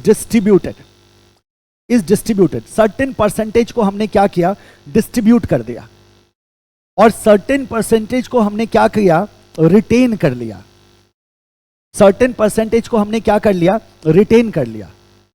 तो अगर ये 100% है, मान लो EAESH मेरा क्या हो गया 100%, तो लेट्स से कि हमने 60% डिस्ट्रीब्यूट कर दिया, तो अगर 100 में से 60% डिस्ट्रीब्यूट कर दिया तो कितना रिटेन किया, तो आप क्या बोलोगे 100 माइनस 100% माइनस 60%, 100 में से 60 डिस्ट्रीब्यूट कर दिया तो 100 माइनस 60 क्या कर लिया, रिटेन कर लिया। इसका मतलब 40% हमने क्या कर लिया, रिटेन कर लिया।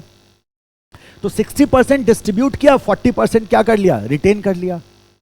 अब ये जो डिस्ट्रीब्यूट किया यही है हमारा क्या, इक्विटी डिविडेंड। तो हमने यहां क्या कर दिया, इक्विटी डिविडेंड पे किया, और जब हमने इक्विटी डिविडेंड पे किया फिर जो अमाउंट हमारे पास बचा इसको हमने कहा था अनडिस्ट्रीब्यूटेड प्रॉफिट, या इसको हमने कहा था रिटेन्ड अर्निंग्स। अब इतनी चीजें आपको रिकॉल हो गई ना, तो आपका ये दोनों रेशियो में कुछ नहीं रखा। सो पहला है डिविडेंड पे आउट रेशियो, कि हमने कितना डिविडेंड पे किया।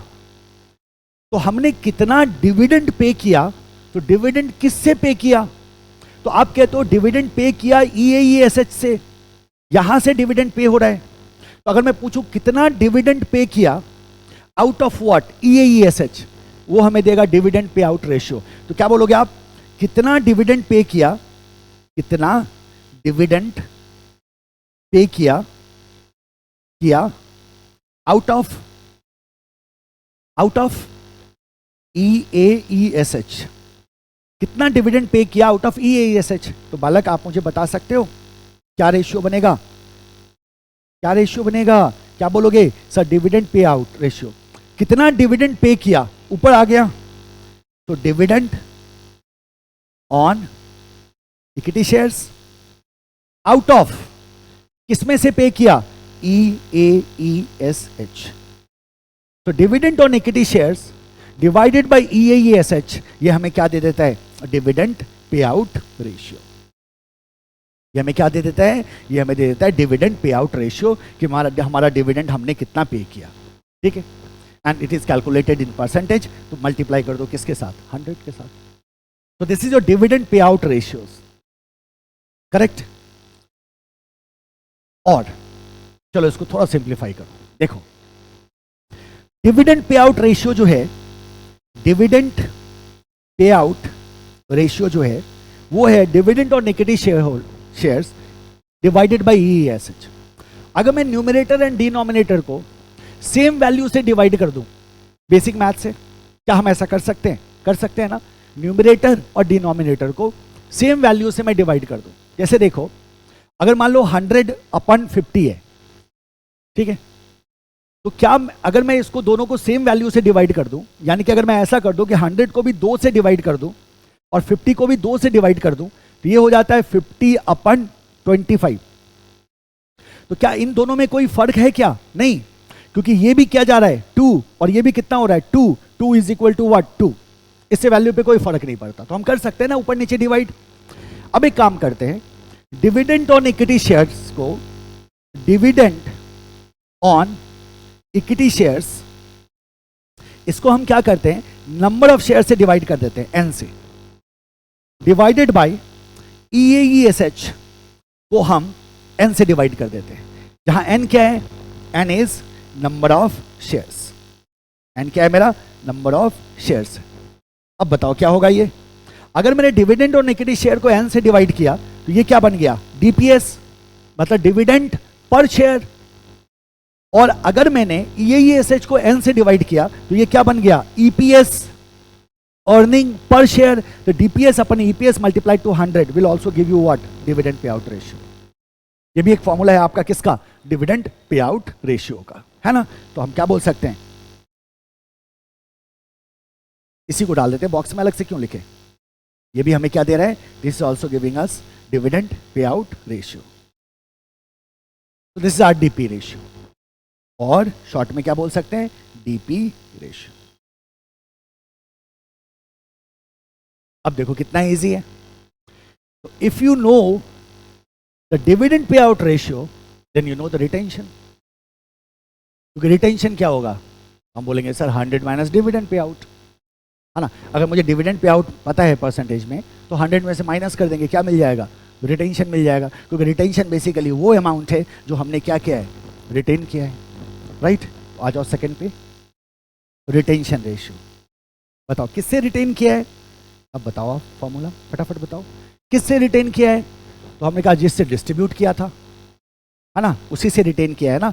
EAESH का 60% डिस्ट्रीब्यूट किया, 40% रिटेन किया। तो रिटेंशन आउट ऑफ EAESH, इसका मतलब क्या हुआ कि जो मेरा रिटेन्ड अर्निंग है,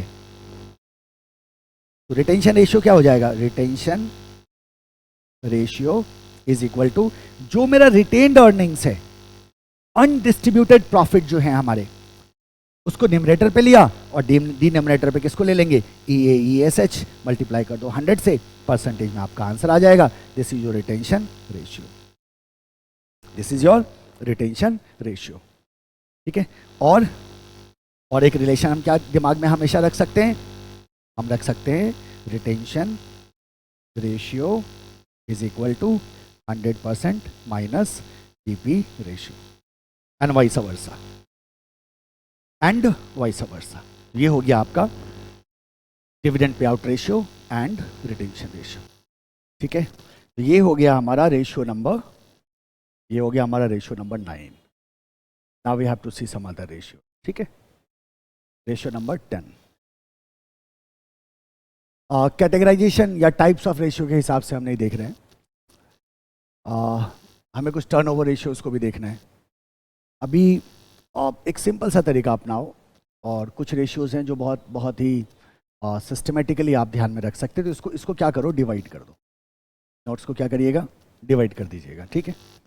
and come to income statement again, आते हैं कहाँ, इनकम स्टेटमेंट पे आ जाते हैं। पहला आइटम क्या था, सेल्स माइनस COGS, ठीक है। क्या मिल गया, gross profit less operating expenses, क्या मिल गया, EBIT, ठीक है। तो what is EBIT, operating profit. So इतना स्टेटमेंट क्यों बनाते हैं, तो इसलिए बनाते हैं, ये बनता रहेगा, हमेशा बनता रहेगा, है ना। काम इसी का है, तो जाहिर सी बात है यही करेंगे। EBIT आ गया, लेस करो इंटरेस्ट, क्या आ गया, EBT, लेस करो टैक्स, क्या आ गया, earning after tax. This is our net profit,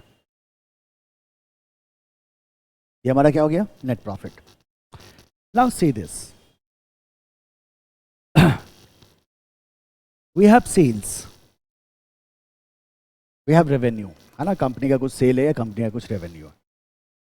तो सर्टेन अमाउंट ऑफ सेल जब हमारा है, तो उस कंडीशन में हमारा COGS क्या है, हमारा कॉस्ट ऑफ गुड सोल्ड क्या है। सर्टेन अमाउंट ऑफ सेल में हमारा GP क्या है, सर्टेन अमाउंट ऑफ सेल पे हमारा एक्सपेंसेस क्या है, total COGS plus operating expenses, अगर हम दोनों को ले लेते हैं। तो जब हमारा सेल इतना था तो हमारा ऑपरेटिंग प्रॉफिट कितना है, जब हमारा सेल इतना था तो हमारा नेट प्रॉफिट कितना है।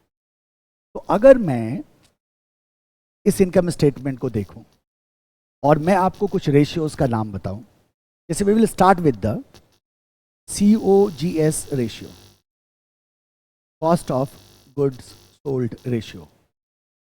तो इसका मतलब क्या हुआ कि we are seeing cost of goods sold with respect to what, sales. ये है हमारा नंबर 10, करेक्ट। लाइकवाइज जरा इसको देखो, we have the operating profit, the EBIT, So we can see operating profit with respect to sales, number 11.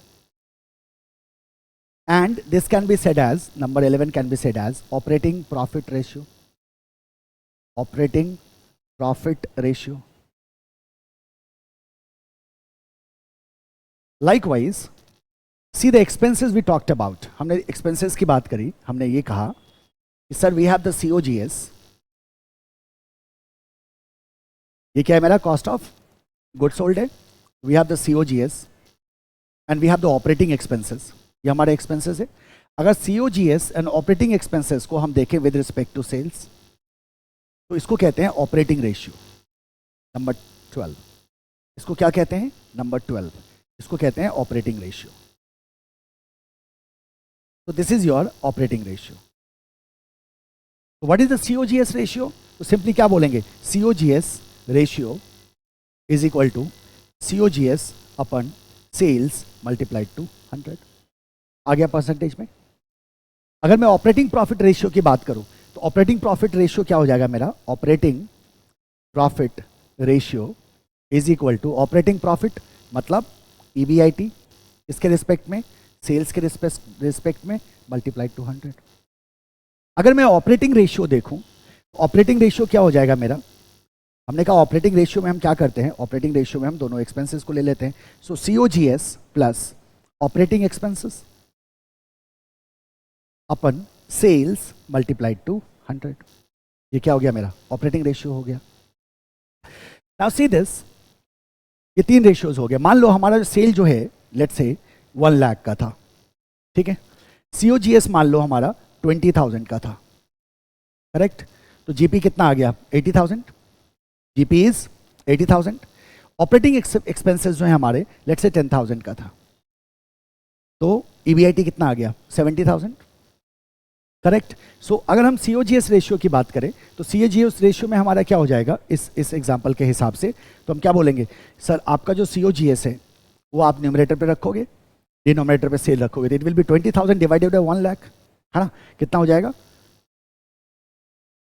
Example COGS is equal to, इसके हिसाब से, इस स्टेटमेंट के हिसाब से 20,000 डिवाइडेड बाय 1 लाख. यही होगा COGS upon sales multiplied to 100. कितना हो गया, 20%. 20% यानी कि COGS कितना है सेल्स का, 20% है सेल्स का, राइट. लाइकवाइज अगर मैं ऑपरेटिंग प्रॉफिट रेशियो कैलकुलेट करूं, ऑपरेटिंग प्रॉफिट रेशियो अगर मैं कैलकुलेट करूं is equal to EBIT. EBIT कितना है मेरा, 70,000. So it will be 70,000 divided by sale. Sale is my 1 lakh multiplied to 100. ठीक है. So it is what, 70%. What is the operating profit of sale, तो हम कहते हैं सेल का ऑपरेटिंग प्रॉफिट कितना है मेरा, 70% है. So that is our basically what, EBIT. तो अगेन ये 3 दिख गया आपको. आगे बढ़ो. अगर मैं 13 पे जाता हूं, and let's talk about the net profit. तो what if we see the net profit here, तो हम नेट प्रॉफिट को किसके साथ कंपेयर करेंगे, अगेन रेशियो किसके साथ आएगा, सेल्स के साथ. ये हो जाएगा हमारा number 13 and that will give us the NP ratio, मतलब नेट प्रॉफिट रेशियो. तो नेट प्रॉफिट रेशियो क्या हो जाएगा, सिंपली क्या बोलेंगे सर, नेट प्रॉफिट रेशियो हो जाएगा आपका NP ratio is equal to net profit divided by sales multiplied to 100. और what is your net profit, आपके तो EAT divided by sales multiplied to 100. ठीक है. Let's say interest is, assume करो interest is 10,000. मान लेते हैं इंटरेस्ट कितना है, 10,000 है. तो EBT कितना हो गया, 60,000. 50% टैक्स है, मान लो 50% अगर टैक्स है तो 30,000 हमारा क्या गया, 30,000 हमारा चला गया टैक्स. तो कितना अमाउंट बच गया, 30,000 का अमाउंट बच गया हमारा किसका, EAT का. सेल कितना है, 1 लाख. EAT कितना हो गया, 30,000. सो हम क्या बोलेंगे, NP रेशियो कितना हो जाएगा मेरा, ऑपरेटिंग प्रॉफिट रेशियो हमने निकाल लिया था. NP रेशियो बीच में थोड़ी सी जगह रख लेते हैं. NP रेशियो हो जाएगा हमारा 30,000 divided by 1 lakh multiplied to 100. Again 30%, correct. अगर ऑपरेटिंग रेशियो अगर हम यहां कैलकुलेट करते, ऑपरेटिंग रेशियो में क्या होगा, COGS plus operating expenses. What is COGS, COGS कितना लिया था? 20,000. Operating expenses 10,000. ये कितना हो जाएगा? 20,000 plus 10,000 divided by 1 lakh multiplied to 100. तो 10,000, 20,000 प्लस 10,000, 30,000 डिवाइडेड बाय 1 लाख. ठीक है, तो कितना परसेंट हो जाएगा? 30%. कितना हो गया मेरा operating ratio?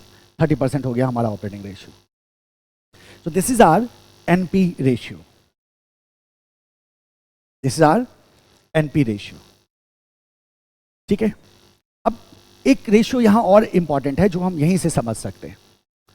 Now see this, ये 10,000 का मेरा इंटरेस्ट था. ठीक है, और 10,000 का इंटरेस्ट जो है, ये इंटरेस्ट कहां से कवर होता है? किस प्रॉफिट से? तो interest is covered from operating profit. तो कितने टाइम का है? 70,000 है, और ये कितना है मेरा? 10,000. तो कितने टाइम का कवरेज आपको मिल रहा है? तो आप बोलोगे सर 7 टाइम का कवरेज हमें यहां साफ साफ दिखाई दे रहा है. Because our interest liability is 10,000 where our EBIT is 70,000. तो अभी भी अगर हम देखें तो इंटरेस्ट को हम कितने गुने से बढ़ा सकते हैं? 7 गुने से बढ़ा सकते हैं. EBT को क्या करने के लिए? 0 करने के लिए. या ऐसे सोचो, EBT को हम क्या कह सकते हैं, जो हमारा कवरेज है वो कितने गुने का कवरेज है हमारे पास? 7 टाइम्स का कवरेज हमें यहाँ साफ साफ दिखाई दे रहा है. तो अगर हम यहाँ इंटरेस्ट कवरेज रेशियो की बात करें तो इंटरेस्ट कवरेज रेशियो किससे कवर होगा? इंटरेस्ट कवरेज रेशियो EBIT से कवर होगा ना. तो जो इसको हम कहते हैं कवरेज रेशियो, और ये हो जाएगा हमारा नंबर 14. तो 14 में हम ले लेते हैं किसको? इंटरेस्ट कवरेज रेशियो को. 14 में हम ले लेते हैं किसको? Interest coverage ratio. Interest coverage ratio. इसको किसके कवरेज की बात कर रहे हैं हम इंटरेस्ट के कवरेज की बात कर रहे हैं. कहां से कवर होगा? तो सिंपली क्या बोलेंगे? Interest coverage ratio is equal to, है ना, कहां से कवर होता है? तो हम बोलेंगे सर EBIT से divided by interest. Now tell me what is our EBIT in our example. अगर हम यहां आ जाते हैं, interest coverage ratio is equal to, देखो हमारे एग्जांपल में क्या है? EBIT is 70,000, interest is 10,000. तो 70,000 डिवाइडेड बाय 10,000, और कवरेज रेशियो है तो ये टाइम्स में लिखा जाता है. तो क्या बोलेंगे अपन? 7 टाइम्स. क्या बोलेंगे? 7 टाइम्स. तो दीज आर सर्टेन रेशियोज जो हमें क्या करना है, ध्यान में रखना है. और समझ रहे हो ना बालक? मतलब अगर GP ratio, NP ratio, operating profit ratio, operating ratio, interest coverage ratio, ये सारे रेशियोज की बात करें, इनकम स्टेटमेंट दिमाग में है, ये डायग्राम दिमाग में रखना, फटाफट आपके दिमाग में तुरंत लोकेट होता जाएगा कि भाई मेरा फॉर्मूला क्या होना चाहिए. As simple as it is. ठीक है, बाकी जब जहाँ यूज़ होगा थोड़ा सा और मैं इलेबोरेट करता हुआ चलूँगा. इसके इम्पैक्ट को डिटेल में वहाँ देखेंगे, है ना. तो चलिए हम कंटिन्यू करते हैं. प्रीवियस लेक्चर में हमने रेशियोज को देखा था. Now we have to see few more ratios. Turnover ratios याद होगा आपने पढ़ा हुआ है. अगर आप रिकॉल करो, आपको याद है टर्नओवर रेशियो क्या होता था? Turnover ratio. What is turnover ratio? So turnover का मतलब क्या है basically? Isn't it concerned with the turnover word सुन के आता होगा कि it should be related with productivity, right? So yes, अगर आपके दिमाग में ऐसा कुछ आ रहा है तो बिल्कुल सही बात है, क्योंकि turnover ratio tells us about the efficiency, right? So as a company हमारे पास जो assets हैं, हमारी जो liabilities हैं, उन एसेट्स एंड लाइबिलिटीज को कितनी एफिशिएंटली हम मैनेज कर पाते हैं, that what we see in the turnover ratio. कुछ टर्नओवर रेशियोज को हमें देखना है. ठीक है, सो अब अगर हेडिंग कर ही दिया है तो इसके बारे में एक लाइन लिख दो. क्या बोलोगे? हाउ एफिशिएंटली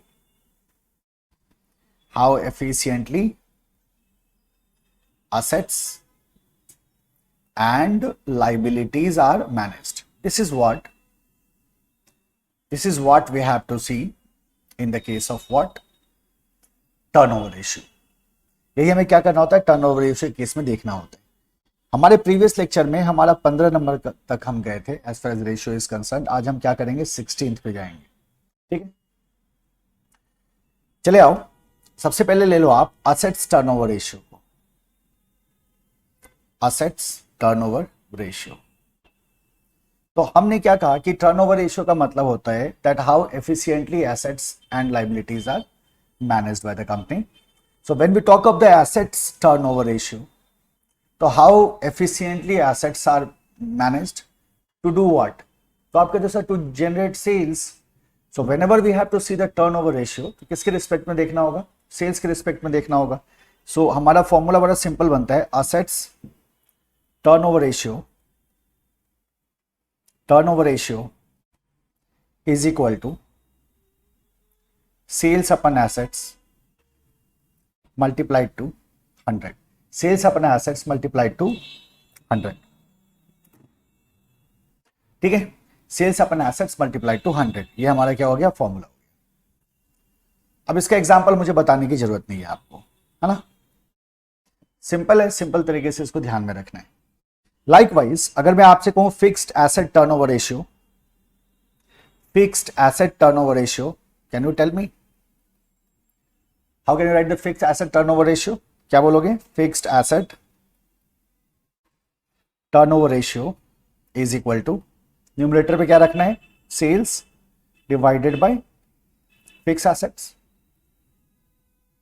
मल्टीप्लाइड टू 100, ठीक है। क्या हुआ इसका मतलब, क्या इंटरप्रिटेशन है? आप क्या बोलोगे? एक का लिख देता हूं मैं, आप बोलोगे ना, how efficiently fixed asset is used to generate sale. How efficiently fixed assets is used to generate sale, ठीक है।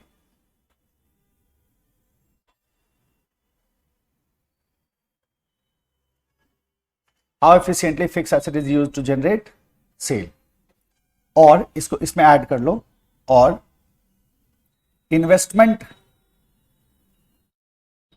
Made in fix asset to maintain a level of sale, to maintain a level of sale. तो एक level of sale को maintain करने के लिए fix asset में हमें कितना इन्वेस्टमेंट करना होगा? तो फिक्स एसेट में कितना इन्वेस्टमेंट करना होगा, या फिर हम एफिशिएंट मैनेजमेंट की बात करें, are the same thing. Fix assets में कितना मेंटेन करें to maintain a particular level of sale, so that what we have to see in the turnover ratio, है ना, as simple as it is. चलो number 17 के बाद number 18, what else? अब यहां the fix asset turnover ratio, इसके बाद ले लो करंट एसेट टर्नओवर रेशियो। क्या होगा formula? Again the same thing. So current asset turnover ratio is equal to sales upon current assets multiplied to 100, हो जाएगा ना। Sales upon current assets multiplied to 100, interpretation same होगा। आ जाओ number 19। Now अगर मैं डेटा टर्नओवर की बात करूं, debtor turnover ratio, so tell me debtor कब क्रिएट होता है? क्या आप मुझे बता सकते हो डेटर कब क्रिएट होता है? क्या बोलोगे आप? यू से दैट कि जब हम सेल करते हैं, करेक्ट, तो ये दो तरह से करी जा सकती है, सेल दो तरह से करी जा सकती है, वन में बी और कैश, वन में बी और क्रेडिट। अब सेल या तो कैश होगा या फिर क्रेडिट होगा। जब हम कैश सेल की बात करते हैं, यहां तो डेटर क्रिएट नहीं होता, क्योंकि हम जब डेटर की बात कर रहे हैं तो इसका मतलब we are talking about accounts receivable, हम रिसीवेबल की बात कर रहे हैं। एन अकाउंट रिसीवेबल और debtor is created when we do the credit sale, okay. जैसे मान लो अगर जब हमने एसेट टर्नओवर देखा तो न्यूमरेटर पे हमने सेल रखा और उसके नीचे हमने डिनोमिनेटर पे हमने एसेट रख दिया। हमने फिक्स एसेट देखा तो हमने कहा भाई फिक्स एसेट्स में कितना इन्वेस्टमेंट करें एक पर्टिकुलर लेवल ऑफ सेल को मेंटेन करने के लिए, एसेट में कितना इन्वेस्टमेंट करें पर्टिकुलर लेवल ऑफ सेल को मेंटेन करने के लिए, करंट एसेट में कितना इन्वेस्टमेंट करें a particular level of sale को मेंटेन करने के लिए। बट डेटर के केस में क्या है?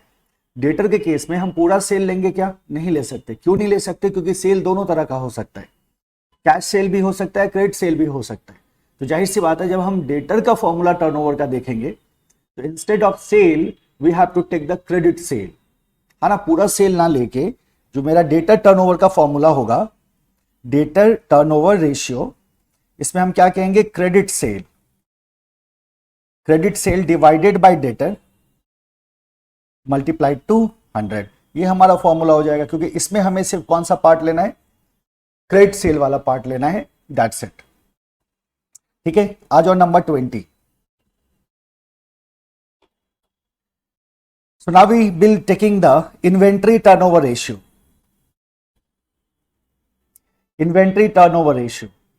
Now we know that पहले भी हमने डिस्कस किया था, पहले लेक्चर में इनफैक्ट डिस्कस किया था कि in the case of inventory we have to see the COGS, cost of good sold. तो हम सेम फॉर्मूला पे चले जाएंगे, इन्वेंट्री टर्नओवर रेशियो, ये TO में शॉर्ट में टर्नओवर को लिखता हूं, आप यूज कर सकते हैं, is equal to COGS divided by inventory या स्टॉक मल्टीप्लाइड टू 100, ये हो गया हमारा क्या, इन्वेंट्री टर्नओवर रेशियो। रेशियो का यही मजा है, आपको पता है रेशियो का क्या मजा है, सबसे ज्यादा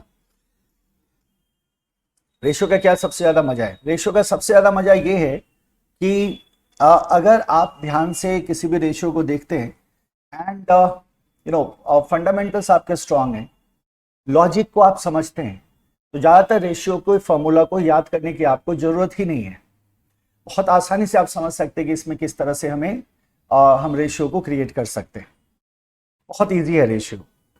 सो this is your inventory turnover ratio, और ये टर्नओवर रेशियो है जिसका मतलब होता है how efficiently you know assets and liabilities are managed. तो जब हम इन्वेंट्री टर्नओवर रेशियो की बात करते हैं तो हम कहते हैं what amount of investment need to be done in inventory to maintain a certain level of cell.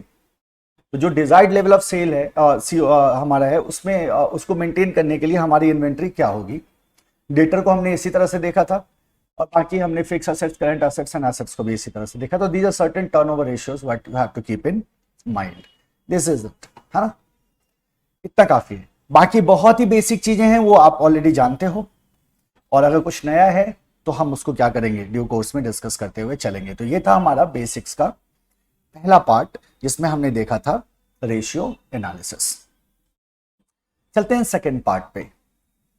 Second part was TVM। What is TVM?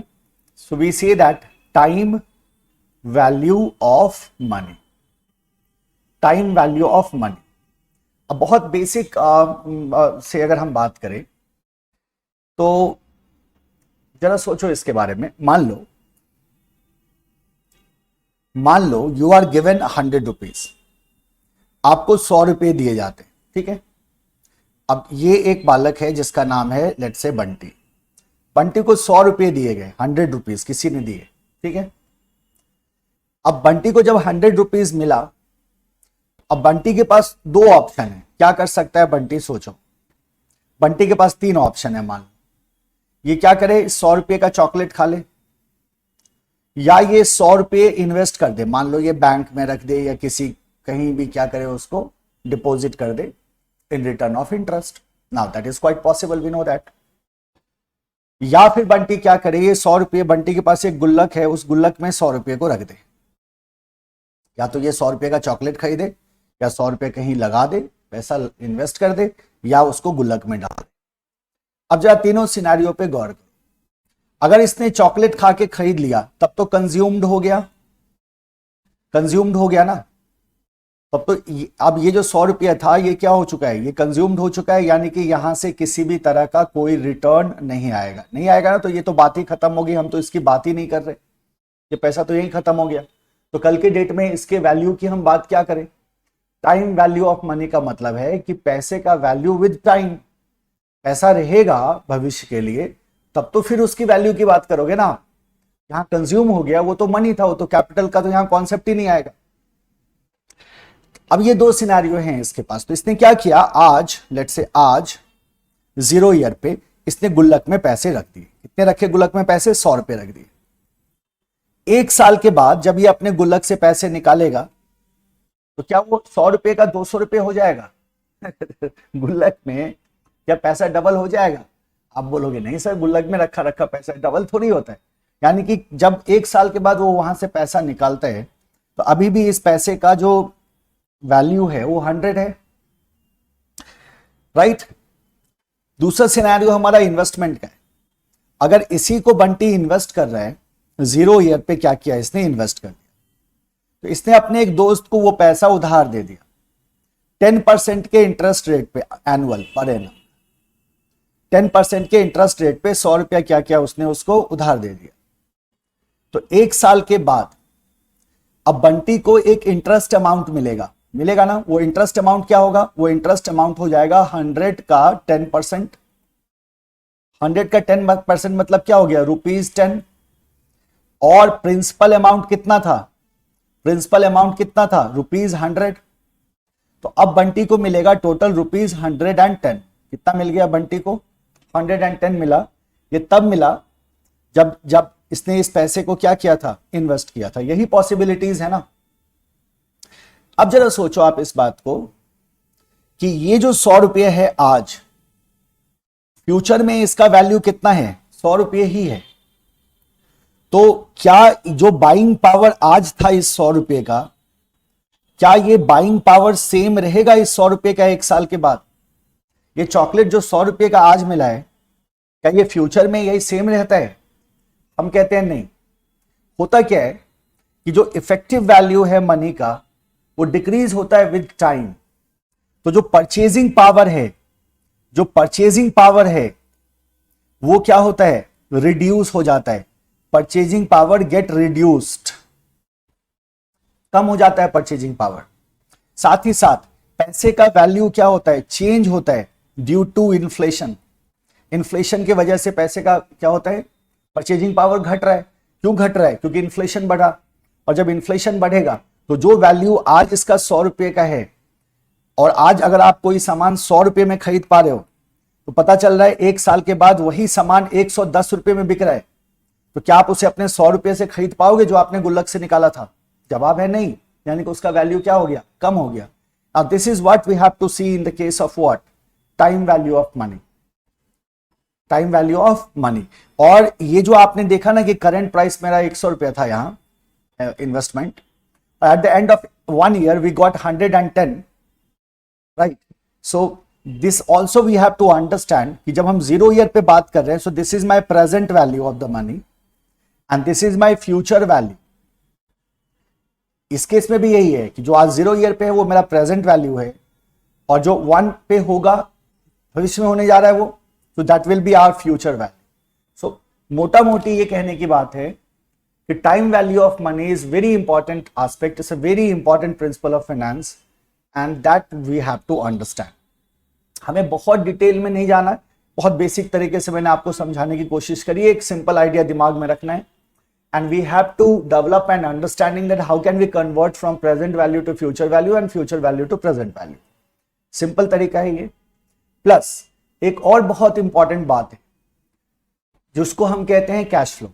Now see this, in our example there is a cash flow of 100 rupees and that is for 1 year only. तो ये बड़ा simple लग रहा है दोनों illustration, but the moment number of years increases, और मान लो आप कंपाउंड का कॉन्सेप्ट लेके आते हैं where interest is added back into the amount and then interest is applied on the whole amount, scenario will change. So and as far as cash flow is concern, जरूरी नहीं है कि cash flow हमेशा एक सा हो।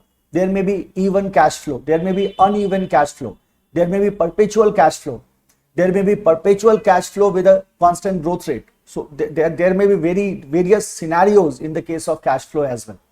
तो हमें उस पर भी थोड़ा सा देख लेना है, राइट। अब जरा देखो, यानी कि इसका मतलब क्या हुआ। अगर मैं आपसे एक सवाल पूछूं अभी, मुझे ये बताओ, एक सिंपल सा क्वेश्चन मैं आपसे पूछता हूं, मनी नाउ और मनी लेटर, आप क्या बोलोगे?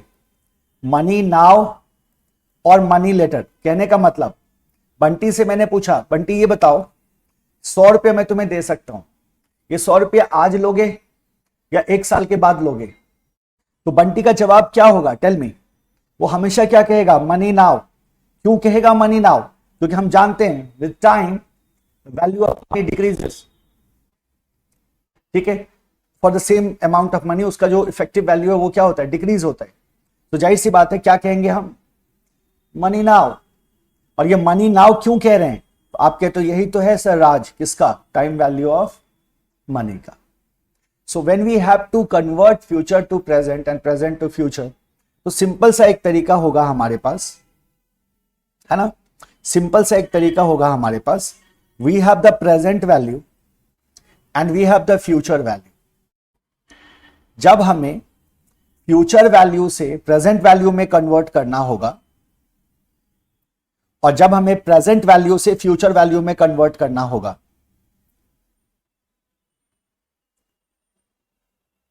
जब हम फ्यूचर वैल्यू को प्रेजेंट वैल्यू में कन्वर्ट करते हैं, then we multiply with 1 plus R to the power T, where R is the rate and T is the time period. कितने अच्छा, इसका एक साइंटिफिक डिडक्शन है, कोई रैंडम फॉर्मूला नहीं है और वो बहुत बेसिक चीज है, आपने पहले भी पढ़ा होगा, तो मुझे उस पर जाने की जरूरत नहीं, आपको ये नहीं बताने की जरूरत है कि फॉर्मूला आया कहां से, सिंपल सा फॉर्मूला है, ध्यान में रखिएगा। And when we have to go from present value present value to future value, we can simply divide with 1 plus r to the power t। ठीक है, करेक्ट। सिंपल फॉर्मूला हम क्या यूज करते हैं, देखो, future value is equal to present value 1 plus r to the power t। अगर आपके पास प्रेजेंट वैल्यू गिवन है, रेट गिवन है और टाइम गिवन है, तो you can simply calculate what the future value. जैसे अगर मैं आपसे कहूं कि 100 रुपीज है आज 0 ईयर पे, तो this is your present value, so PV is equal to 100 rupees. Let's say R is equal to let's say 8% and I say you that T is equal to 5। So what will be the future value of this amount? तो आप कहते हो sir future value is going to be present value multiplied to 1 plus R to the power T. What is the present value here? 100 rupees, तो 100 rupees present value आ गया। 1 plus are is 8%, तो 0.08, right, to the power क्या आ गया? T is what? 5। So it will be like 100 into 1.08 to the power 5, है ना। This will be our future value. ये हमारा क्या हो जाएगा? फ्यूचर वैल्यू हो जाएगा। So future value is equal to present value 1 plus R to the power T. Now see, where t is time and r is rate, pv is present value। अगर हम इसी को रिवर्स करें, we can find out the present value। तो हमने क्या किया? Present value is equal to, देखो प्रेजेंट वैल्यू यहाँ 1 plus R to the power T का क्या है? मल्टीप्लीकेशन में है, इस साइड लाएंगे तो क्या होगा? डिवीजन में आ जाएगा।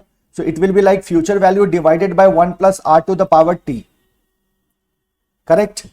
सो if you have to find the present value, then you have to divide future value with 1 plus r to the power t, and whenever you have to find the future value, you have to multiply 1 plus r to the power t with the present value। Likewise, अगर मान लो present value future value is given और आपसे let's say आपसे पूछ लेता है कि t बताओ, तो you can find the t as well. आपसे पूछता है r बताओ, तो you can find the r as well.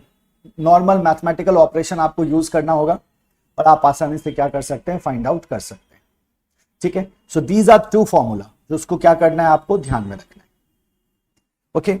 अब जब हम फ्यूचर एंड प्रेजेंट वैल्यू की बात करते हैं, as we discussed, there may be different cash flow.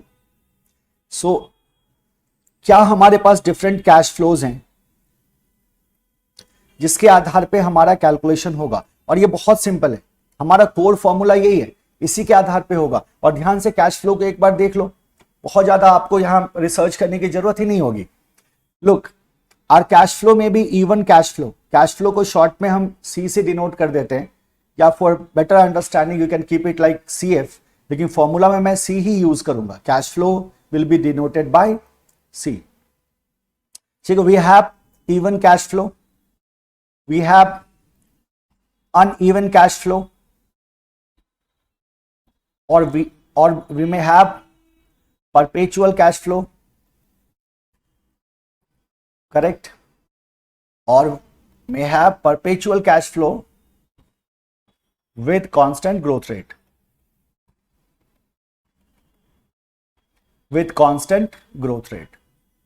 and there can be some other mix as well। तो अगर आप ये फंडामेंटल समझ लेते हो तो बाकी तो आप हैंडल कर ही लोगे। तो first of all we have the even cash flow. Now what does it mean by even cash flow? Even cash flow का मतलब क्या हुआ कि cash flow is going to be same. जैसे मैंने आपसे कहा कि मान लो ये मेरा टाइमलाइन है, दिस इज 0, फिर ईयर 1 है, फिर ईयर 2 है, फिर ईयर 3 है, फिर ईयर 4 है। एंड व्हेन आई से the cash flow is same, let's say यहां 100 रुपीज का कैश फ्लो है, यहां भी 100 रुपीज का कैश फ्लो है, यहां भी 100 रुपीज का कैश फ्लो है, यहां भी 100 रुपीज का cash flow. So such cash flow will be said as even cash flow. Uneven cash flow में ऐसा नहीं होता। अनइवन कैश फ्लो में कैसा हो गया कि मान लो ये मेरा टाइमलाइन है, दिस इज ईयर 0, तो फर्स्ट ईयर में मान लो आपके पास 100 का कैश फ्लो था, रुपीज 100 का कैश फ्लो था। सेकेंड ईयर में मान लो आपके पास 250 का कैश फ्लो हो रहा है, फिर थर्ड ईयर में मान लो आपके पास 150 का कैश फ्लो हो रहा है, and so on. So this is your uneven cash flow. Even cash flow में the cash flow is going to be same, but uneven cash flow में आपको वैल्यू में डिफरेंस नजर आएगा। So when we bring the future value at the present value, so this is our present value, तो हम future value को क्या करते हैं, प्रेजेंट वैल्यू पे लेके आते हैं। हमने फ्यूचर वैल्यू को क्या करना है, प्रेजेंट वैल्यू पे लेके आना है। And we know that whenever we have to bring future value into present value, तो हमें उस अमाउंट को क्या करना होता है, 1 + r⁻t से डिवाइड करना होता है। सो इससे क्या मिलेगा, हमें मल्टीप्लाई करना होता है। इससे क्या मिलेगा, हमें हमारा फ्यूचर वैल्यू प्रेजेंट वैल्यू मिल जाएगा। Present value is future value divided by 1 + r⁻t, है ना। क्या करते हैं, डिवाइड करते हैं। तो आप फ्यूचर वैल्यू इज 100, तो ये जो अमाउंट है मेरा, यानी कि cash flow divided by 1 + r⁻t, we will get our present value. यहां जो हमारा 100 का अमाउंट है, that will be c divided by 1 + r⁻t।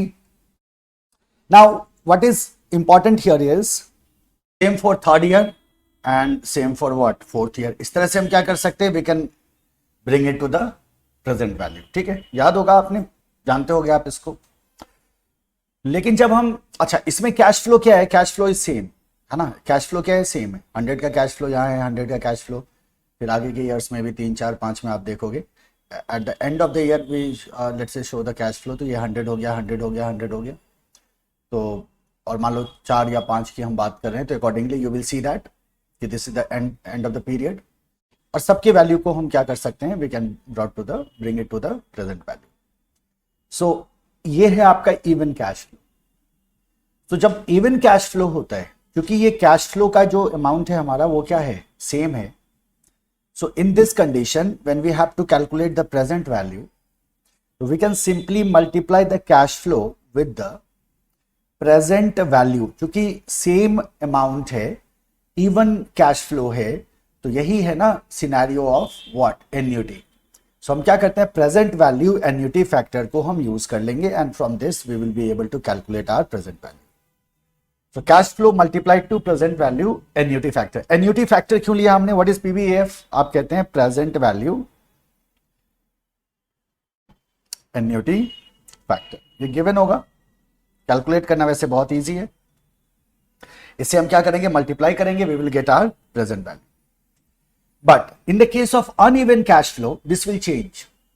And how this will change? Let's say यहां तो आपने annuity factor से मल्टीप्लाई कर दिया, because amount, this was the case of the annuity, same amount है every year। but uneven cash flow में तो ऐसा नहीं है। ईयर एंड, पहले ईयर एंड पे आपका 100 का है, सेकंड पे 250 का है, थर्ड पे 150 का है, एंड सो ऑन। सो इस तरह के कैश फ्लो में मान लो जो मेरा C1 है, कैश फ्लो 1, इसको भी मुझे प्रेजेंट वैल्यू पे लाना होगा। फिर हमारा कैश फ्लो 2 है, इसे हमें प्रेजेंट वैल्यू पे लाना होगा। फिर हमारा कैश फ्लो 3 है, इसे प्रेजेंट वैल्यू पे लाना होगा, and so on. So in such situation, जब हम PV निकालेंगे कैश फ्लो का, so it will be like C1 divided by 1 + r⁻t। ये कैश फ्लो 1 के लिए है। अब यहां हम एन्युटी नहीं लगा सकते ना, क्योंकि हमारे अमाउंट क्या है, डिफर कर रहे हैं, कैश फ्लो क्या है, डिफरेंट है। सो अब क्या आएगा, C2 डिवाइडेड बाय 1 + r⁻t। और in this way we have to go till what, Cn divided by 1 + r⁻t, है ना। तो इस तरह से हमें क्या करना होगा, we will have to see all the cash flow in the case of what, uneven cash flow। ये आपका हो गया इवन। इवन में क्या करना है, cash flow multiplied to present value annuity factor. और अनइवन कैश फ्लो में हर एक कैश फ्लो को हमें क्या करना होगा, प्रेजेंट वैल्यू पे लाना होगा। Let's talk about the perpetual cash flow. Perpetual मतलब क्या हुआ, परपेचुटी का मतलब क्या हुआ। परपेचुटी आप जानते हैं ना कि कभी अंत नहीं होता ना, चलता रहता है, चलता रहता है, चलता रहता है ना। तो अगर हम परपेचुटी की बात करें, तो परपेचुइटी का बड़ा सिंपल सा फॉर्मूला होता है कि जो मेरा कैश फ्लो है ना, उसको हम डिस्काउंट रेट से डिवाइड कर देते हैं, दैट्स इट। कैश फ्लो को क्या करेंगे, एक एप्रोप्रिएट डिस्काउंटिंग रेट से हम डिवाइड कर देंगे। So PV is equal to cash flow divided by R. Now what is R here? तो आर आप कहते हैं discounting rate, R is discounting rate and C is cash flow. So here we can simply do, we can divide the cash flow with the discounting rate in the case of perpetual cash flow, right? We will get the present value. Last देखो, perpetual cash flow with constant growth rate. अगर growth rate है, constant growth rate है, तो उस condition में कैसे होगा? Simple सा फॉर्मूला इसमें भी बनेगा आपका। अब फर्क क्या आ रहा है देखो, we have a discounting rate here, R, और यहां क्या होगा, एक कांस्टेंट ग्रोथ रेट आएगा। So PV is equal to C upon R minus G, that's it. क्या करना है, आर माइनस जी कर देना, where G is growth rate, where G is growth rate, R is discounting rate, R is discounting rate and C is your cash flow. ठीक है, अब इन सब का हम सर एक एग्जांपल कर लेते हैं, प्रॉब्लम कर लेते हैं, न्यूमेरिकल कर लेते हैं, तो आवश्यकता नहीं है, बालक यूज होने वाला है। जब जहां जो यूज होगा मैं बहुत डिटेल में फिर से आपको एक बार रिकॉल करा दूंगा। अभी बस ये है कि बहुत ही फंडामेंटल चीज है, ये आपके दिमाग में क्लियर होना चाहिए। इवन कैश फ्लो क्या होता है, अनइवन कैश फ्लो क्या होता है, परपेचुअल क्या होता है, कांस्टेंट ग्रोथ रेट क्या होता है, and how we do the basic calculations, this need to be clear in your mind, है ना। इतना तो हमारे दिमाग में रहना ही रहना चाहिए। बाकी जहां जिसका हम इस्तेमाल करेंगे और हम करने जा रहे हैं बहुत लार्ज स्केल पे, हम उस समय उसको यूज कर लेंगे, है ना। इस पे क्वेश्चंस नहीं आएगा आपको, याद रखना, बट हाँ कैलकुलेशंस में हम इसका क्या करते हैं, इस्तेमाल करते हैं। अब बात कर लेते हैं हम हमारे लास्ट एस्पेक्ट की। देखो बहुत सारे कैलकुलेटर ट्रिक्स हम यूज करेंगे, बहुत सारे कैलकुलेटर ट्रिक्स हम यूज करेंगे, बहुत सारे, और बहुत सारे बेसिक कैलकुलेटर ट्रिक्स भी होंगे और कुछ कॉम्प्लिकेटेड कैलकुलेशंस के लिए भी होंगे। एक ट्रिक जो मैं अभी आपको शुरू में बताना चाहता हूं, that is of dirty power, that's it. Simple power का ट्रिक आप मुझे बताने की जरूरत नहीं है, आप जानते होंगे सिंपल पावर करना क्या है, बहुत ही आसान है, बहुत ही आसान है। बट डर्टी पावर है, मैं अगर आप जानते हो तो बहुत अच्छी बात है, एक बार देख लो, राइट। जैसे हमने कहा कि मान लो हमारे पास कोई भी नंबर है, लेट्स से हम कहते हैं 10 to the power, let's say 3/10। अब 10 टू द पावर 3/10, अगर इस तरह का पावर हमें मिलता है तो हम अपने कैलकुलेटर को किस तरह से इस्तेमाल कर सकते हैं, right. So 10 to the power 3/10, अब इसकी जगह कुछ भी हो सकता है, करेक्ट। अब 3/10 इज डर्टी पावर, इसको और भी तरह से लिखा जा सकता है ना, इसको डेसिमल में भी लिखा जा सकता है, उसको भी ध्यान में रखना है हमें। तो how to do such kind of calculation, तो इसका बड़ा एक सिंपल सा ट्रिक है, स्टेप वाइज देखते चलो। स्टेप 1, सबसे पहले हमें क्या करना है, फर्स्ट स्टेप में हम ये देखते हैं कि हमारा बेस क्या है, what is the base here. तो हम क्या बोलेंगे, सबसे पहले टाइप बेस। अब अपने कैलकुलेटर को यूज कर लो, तो हमारा बेस क्या है, द बेस इज 10। तो हमने क्या किया, 10 टाइप कर दिया। So type base in our example it is what, 10, that is your step number 1। Step number 2, second step में हमें क्या करना है, अंडर रूट को प्रेस करना है 12 टाइम्स। सो 1 2 3 4 5 6 7 8 9 10 11 12 टाइम्स हमने क्या किया, अंडर रूट को प्रेस किया। So press under root 12 times, 12 times हमने क्या किया, अंडर रूट को प्रेस किया। अब आपको स्टेप 3 पे जाना है ना। स्टेप 3 में क्या करना है आपको, ये जो वैल्यू है आपका, इस वैल्यू में से आपको 1 माइनस कर देना है। क्या लिखा हमने, -1 को क्या किया, माइनस किया, -1 इक्वल टू प्रेस मत कर देना, -1 कर दिया, छोड़ दिया। Step 3 -1। Now let's go to step 4। Step 3 जब आपने -1 किया, तो अब इस वैल्यू को हमें क्या करना है, पावर से मल्टीप्लाई कर देना। व्हाट इज द पावर, 3/10, है ना। तो हम क्या करेंगे, पावर से मल्टीप्लाई कर देंगे। सो मल्टीप्लाई 2 c/10, ठीक है। तो हमने कहा मल्टीप्लाई विद पावर, पावर से क्या कर दिया, मल्टीप्लाई कर दिया। Then we go step number 5, आपने 1 माइनस किया था, आपने क्या किया था स्टेप नंबर 3 में 1 माइनस किया था, तो अब आपको क्या करना है, ऐड 1 को ऐड कर देना है। तो हमने क्या कहा, +1। ये करने के बाद into equal to 12 times press करना है। अब हमें स्टेप नंबर 6 में इनटू इक्वल टू कितने टाइम्स, 12 टाइम्स। तो करना क्या है, इनटू के बटन को प्रेस करो और इक्वल टू के बटन को प्रेस करो, कितनी बार, 12 बार।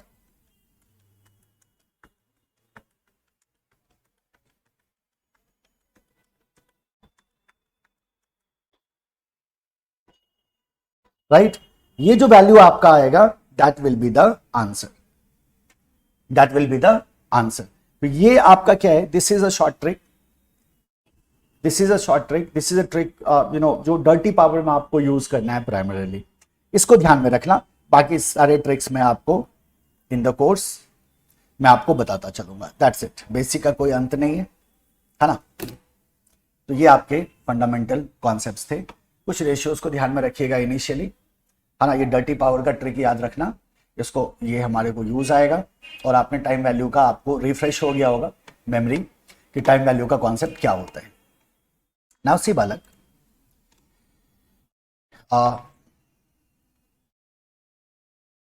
हमारे पहले क्लास में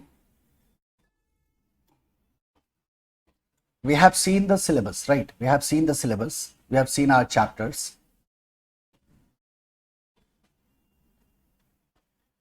अब इन चैप्टर्स में से अगर आप देखोगे तो जो पहला चैप्टर है हमारा financial policy and corporate strategy, financial policy and corporate strategy, this is a theory chapter. ये कैसा चैप्टर है, थियरी चैप्टर है। यहां प्राइमरीली आप देखोगे कि आपको थियरी ही पढ़ना है। रिस्क मैनेजमेंट भी कमो बेस ऐसा ही है, but there is one thing, अगर आप इन चैप्टर्स को देखोगे, आगे मैं आपको डिटेल में बताऊंगा, तो चैप्टर में रिलेटेडनेस है। Certain chapters can be related with each other. इसका डिटेल डिस्क्रिप्शन की कौन सा चैप्टर किससे कैसे रिलेटेड है we will see at later stage. But जो चैप्टर 3 है आपका, that's a sort of stand alone chapter, advanced capital budgeting decisions. और आप सीए इंटर लेवल एफएम में भी आप कैपिटल बस्टिंग डिसीजन पढ़ते हैं, और उसी का थोड़ा सा एडवांस फॉर्म है, तो इसको एडवांस्ड कैपिटल बस्टिंग डिसीजन के नाम से आपके सिलेबस में डाला गया है। कैलकुलेशंस थोड़े कॉम्प्लिकेटेड होंगे, लेवल थोड़ा हाई है as compare to CA intermediate, right. So now we are going to start with chapter number 3। जो हमारे स्टडी मैट का चैप्टर नंबर 3 है वो हमारा चैप्टर नंबर 1 होगा। इसको हम पहले निपटाते हैं और आगे बढ़ते हैं। तो चैप्टर है आपका advanced capital bursting decision, chapter 3, जिसको हम इस लेक्चर में कंटिन्यू करेंगे, ठीक है। जिस तरह से मैं आपको चैप्टर प्रायोरिटाइज कर रहा हूं, उसी तरह से आपके नोट्स बनेंगे, उसी तरह से आपको रिवाइज करना है, उसी तरह से आपको पढ़ना है। उसमें किसी तरह की तब्दीली आपको करने की जरूरत नहीं है। पहला चैप्टर पहले क्यों नहीं कराया सर, प्योर थियरी है, ट्रस्ट मी, और थियरी पे हमारी प्रायोरिटी है नहीं, वो सेकेंडरी है हमारे लिए। हम सारे थियरी को मैं आपको कवर कराऊंगा, बट वो हमारे लिए सेकेंडरी है। प्राइमरी तो ये है कि पहले हम 100% सिलेबस को कमांड कर लें as far as problems are concern, ताकि हम स्कोर कर सके। थियरी में फिर आपको याद करने वाली बात आएगी, आपके पास ऑलरेडी याद करने के लिए अदर सब्जेक्ट्स हैं जहां थियरी आपको लर्न करना पड़ता है। यहां we will keep it simple. ये प्योर प्रैक्टिकल पेपर है अगर देखा जाए टेक्निकली तो, बट थियरी को हम स्किप नहीं करेंगे, है ना। इसका मतलब ये मत सोच लेना कि मैं मोटिवेट कर रहा हूं कि थियरी मत पढ़ो। थियरी को हम पक्का कवर करेंगे और 100% हम एग्जामिनेशन पॉइंट ऑफ व्यू से थियरी को कवर करेंगे, राइट। और कुछ थियरी तो बहुत ही जरूरी है ताकि आपका कॉन्सेप्ट की क्लैरिटी हो, तो वो भी आपके क्लास नोट्स में आता जाएगा। So let's start our syllabus. So and this is going to be our chapter number 1। ये जो हमारा चैप्टर नंबर 1 है, ये स्टडी मैथ का चैप्टर नंबर 3 है। Study math chapter number 3, and this chapter is advanced capital busting decisions।